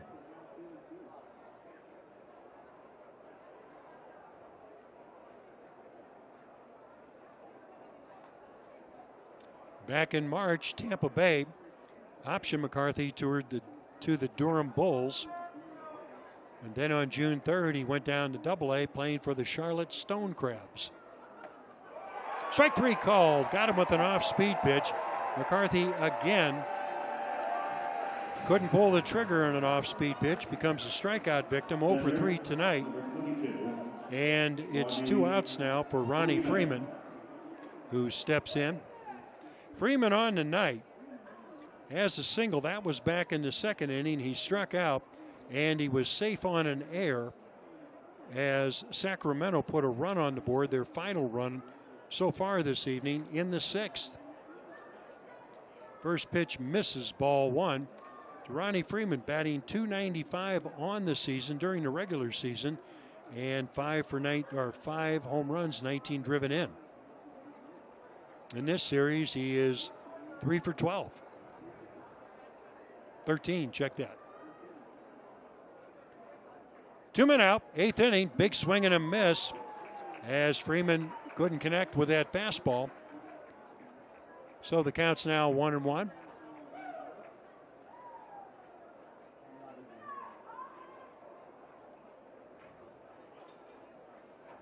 Georgia native. Ready to go here, count 1-1. Big swing and a miss. Another off-speed pitch by Jarrell Cotton. No question, Cotton throws very hard, anywhere from 92 to 95. And of course, it's a big if, getting that ball over. And he has that double hammer when he has that changeup. Hard hit ground ball to shortstop. Lair picks it backhanded, fires across to Rivas. That closes the book on the top of the 8th inning for Sacramento. 3 up, 3 down, nothing across for Sacramento. 7.5 in the books. Sacramento leads by a score of 4-1. Pitcher for Sacramento, that's going to be Melvin Adone. He comes on. He is going to be the 4th pitcher used by Sacramento in this ballgame. He follows Navas, Winkler, Jerez, and now Melvin Adone. Adone, out of the Dominican Republic, he's 25 years old, 6'3". He's a big 6'3", right around 235. So he's going to come on, the pitch at least to the first batter in the 8th inning. That'll be number 2 in the order, Dustin Fowler. He'll be followed by Eric Campbell and then Mark Payton. The Aviators have 6 more outs to put at least 3 on the board to tie and 4 to take the lead.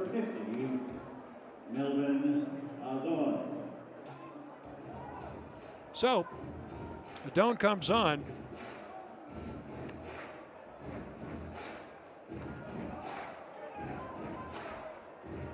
For Sacramento during this season, he appeared in 12 games. 0-1 was his record. Floated earned run average of right around 14. That's over 10 1/3 innings, but he did strike out 18, but walked 8 in the process. So watching him warm up, he has that sling kind of delivery. He's a right-hander. So after seeing the left-hander Jerez, we'll see exactly what happens with the big right-hander on the mound right now for Sacramento. First pitch he delivers in there for a strike.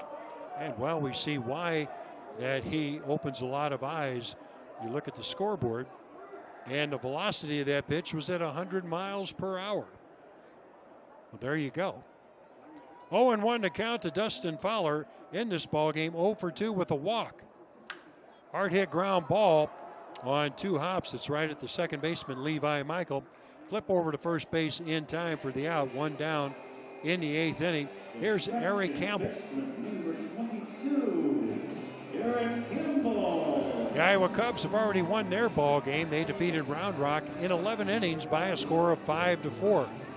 They'll play their division championship game tomorrow afternoon. If the score holds true as it is right now here in Las Vegas, the Aviators and Sacramento will play their deciding game at 12:05 Las Vegas time. Here's Campbell. Fouled off, 0-1 to count. Campbell in the ball game has popped up, struck out, and he's walked and has been picked off.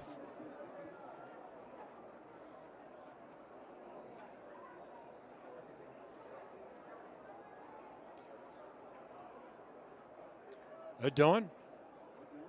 Peters in, gets a sign, hard hit ground ball heading to center field.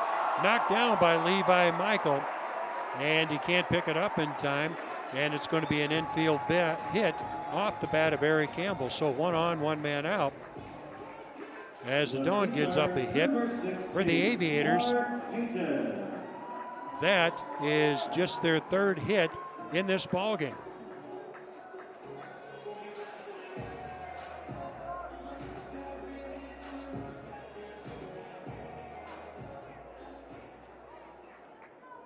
All right, Adone ready to go. Mark Payton steps in. 1 for 2 with a walk, an RBI single. Runner on first, big area over there at between the second baseman and the first baseman as Houchins is holding the runner on the bag. First fastball delivered, it misses, and the count's 1-0 to Peyton. Dustin Garneau waits on deck. Levi Michael a couple of steps closer to second. Sacramento hoping for a ground ball that they convert into an inning-ending double play. Big swing and a miss at an off-speed pitch. And I say that with a smile because when someone throws a fastball 100 miles an hour, off-speed is considered 91. And Peyton was way out in front of it. So the big right-hander, Adone, looks in for a sign, gets one. Hard hit line drive into center field. That's a knock. Making his way one station at a time is Eric Campbell. 2 consecutive base hits here in the bottom of the 8th inning. That brings the tying run up to the plate in the person of Dustin Garneau. Boy, there was no doubt. Peyton hit that ball at least as hard as what it was coming in. So 2 on, the first time tonight that the Aviators have had 2 hits in 1 inning. They have had just 4 in this ballgame. So with 1 out, Garneau is ready to step in. A couple of strikeouts and a ground out. Veteran catcher is the tying run at the plate. First pitch, high fly ball, deep to left field. Hayward going back. He looks up. It's off the wall. 1 runner's going to score. The second run is going to be held up at third.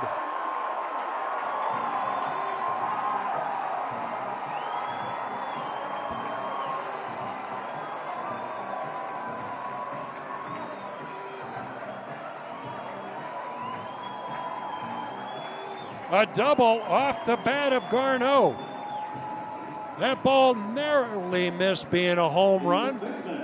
Coming around the score, though, is Campbell. Peyton could make it as far as third. It's a 4-2 ball game. The tying run is at second. The lead run in the person of Rivas is at the plate. Rivas, a hungry hitter in this ball game as well as this series. Just 1 for 14. The meeting on the mound is broken up. Ronnie Freeman had a couple of words to say to his reliever. That's Adone. So, the Aviators have a chance with 1 swing of the bat to make some magic happen here in the home half of the 8th inning. Action going on in both bullpens. Crowd has come alive. Rivas takes a look at a off-speed pitch in there for a strike. 0-1 the count to Rivas. Rivas hit the ground running when he came up from Stockton, batting .406 with a home run and 5 driven in. The second pitch he sees is another off-speed pitch. Misses, and the count evens out at 1-1. Garneau narrowly missed a home run.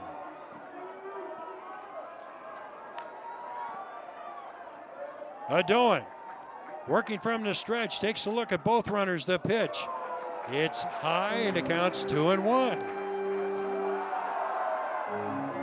This crowd of 7,242, they are excited. They're into this ball game. They want to see the Aviators cash it in right now.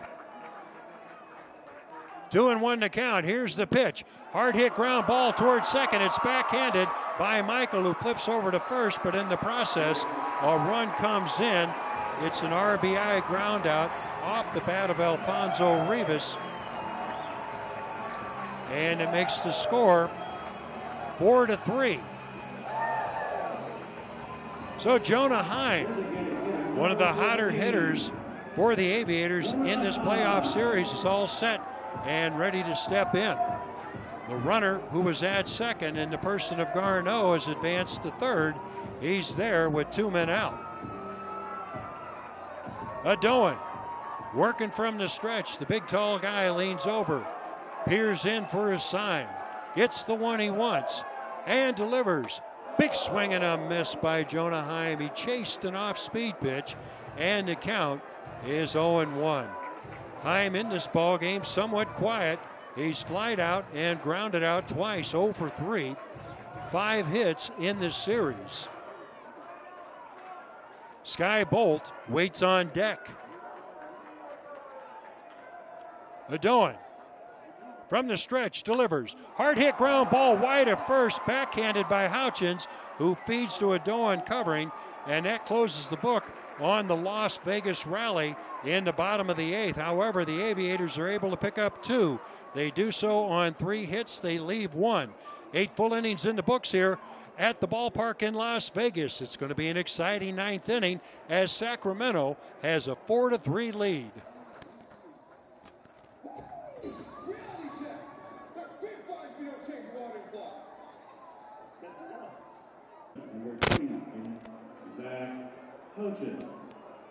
Jarrell Cotton is ready to begin his 3rd inning of work in relief. He's given up 1 hit. He's struck out 1 as he's ready to face the bottom of the order for Sacramento. That means Zach Houchins, Ryan Howard, and Levi Michael. First pitch to Houchins is upstairs, ball 1. Houchins in the ball game has a solo home run. That was in the 5th. He followed that with a base hit. Overall, 2 for 3 in the ball game. Houchins, slightly open stance at the plate. Defense pretty much straight up. There's a roller down the third base side. White chases, picks it up, fires across the diamond. Good play by Mikey White as he barehanded that ball on the run and fired a strike over to Rivas at first base. Good defensive play. Boy, he had a long way to go for that ground ball. Picked it up just as it came onto the dirt. Rivas with a long stretch over at first. And with that, we have 1 down, and Ryan Howard all set to step in.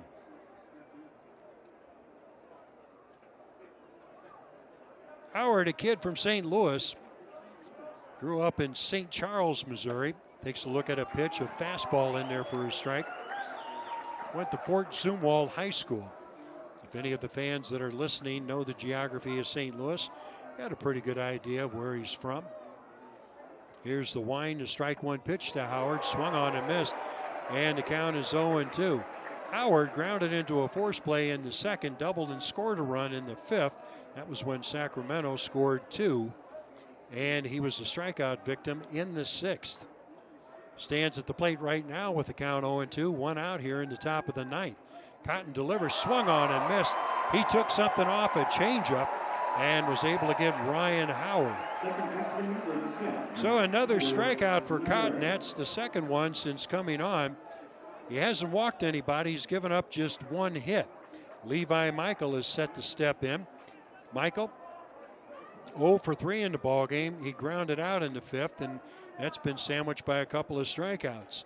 So 0 for 3, struck out twice in the series, 1 for 13. Michael playing second base tonight, deep in the box off the plate. Looks at a fastball that's high and it counts 1-0. 4-9-0 for Sacramento. 3-5-1 for the Aviators. They put 2 on the board in the home half of the 8th. Wind by Cotton, a pitch on the way, misses a bit outside, and the count now is 2-0. Looking ahead at the bottom of the 9th inning, it'll be numbers 8, 9, and 1. Sky Bolt, Mikey White, and Trace Lair, unless there are pinch hitters. They're the 3 batters scheduled to bat for the Aviators in the bottom of the 9th inning. High fly ball, deep to right field. There's no doubt about this one. Clears the bullpen. That's on the berm, a home run by Levi Michael. So that takes the air out of the crowd. Michael connects for a home run. That is the 3rd home run in this ball game by Sacramento. And it puts a little insurance and a little space between that 1-run lead when Michael came to the plate. So 5-3 the lead now by Sacramento as Avellino steps in. Avellino, a couple of hits in this ball game. First pitch swinging.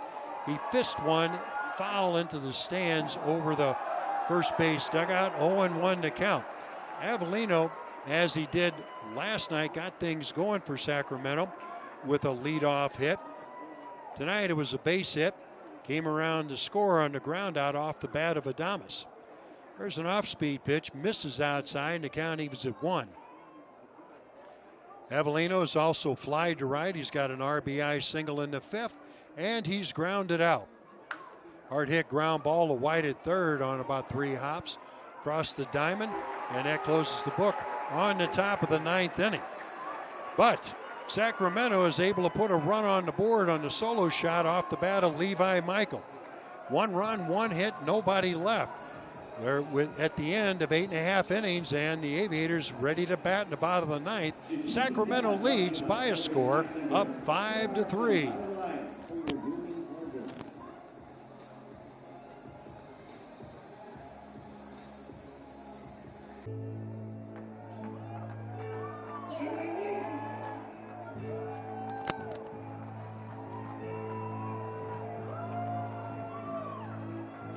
All right, back at the ballpark, Jerry Royce bringing you tonight's solo as Russ Langer did UNLV football.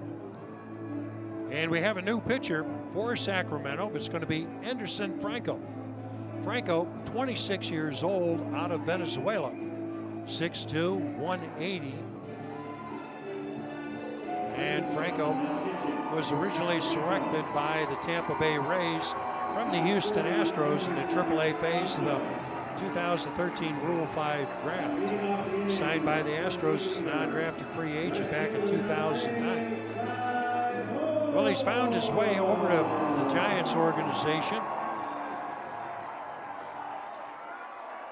as he's called in to pitch. We'll have some numbers for you in just a second on what Mr. Franco has done so far this year for Sacramento.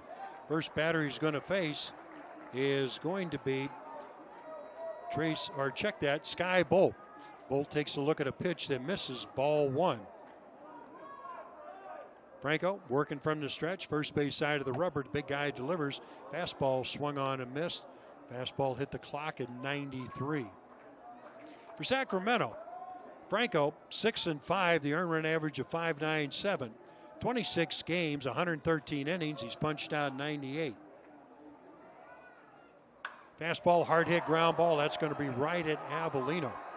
Flips over to first, and we have 1 down in the home half of the 9th inning. Mikey White scheduled a bat. Number 4, Mikey White. Now, if you're wondering if there's been any saves for Franco, nope, not this year. He has a few saves scattered out through his career going back to 2010. But the 26-year-old comes on in an effort to try to extend this best-of-5 series to tomorrow afternoon. There's a fastball in there at 98 to Trace Lair. Came on as a defensive replacement in the top of the 2nd inning. He's 0 for 2 with a walk and a run scored. Waiting on deck is Dustin Fowler. Tapper toward first base, coming over to field it is the pitcher who flips to the first baseman, and 2 quick ground outs. Leaves it up to Dustin Fowler to keep things going.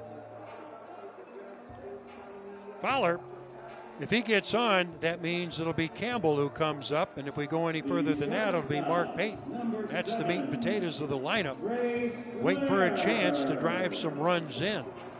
But it's going to be up to Fowler, who in this ball game is 0 for 3. He's flied out twice. He's grounded out. He's walked. 3 for 15 in the series. Defense playing him pretty much straight up.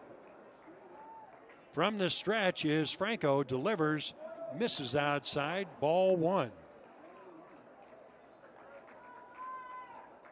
Franco has appeared once in this series. 1 inning, 2 hits, a couple of earned runs. He walked 1 and struck out 2. That off-speed pitch misses on the outside. And a count now 2-0 to Dustin Fowler. Well, with 2 outs and your 2 runs down, does he take a pitch? We'll see. 2-0 on the way. Taken in there for a strike, 2-1 to count.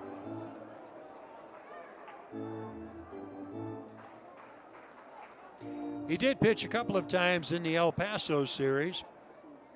Total of 3 innings, didn't give up any runs, but struck out 5 in the process. Another pitch, cuts the heart of the plate, 2-2 the count to Dustin Fowler. 7,242 on hand tonight to watch this ball game. It's been a good one. Seen some good pitching by Sacramento's Carlos Navas.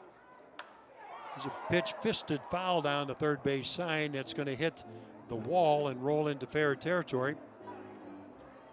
So that'll give us a chance to reset things. 2 outs, 9th inning. 5-3, Sacramento on top. They have 5 runs on 10 hits. Aviators 3 runs on 5 hits, and they've committed the game's only error. 2-2 the count to Dustin Fowler. Here's a pitch on the way, swung on and missed. He got him. So check that. That was Trace Lair, who goes down on strikes. And that closes the book for the Aviators in this ball game. In the 9th inning, no runs, no hits, no errors. And Sacramento is able to tie the series at 2, which means we'll play at 12:05, start tomorrow afternoon. We'll talk about that a little bit more when we come back after the break.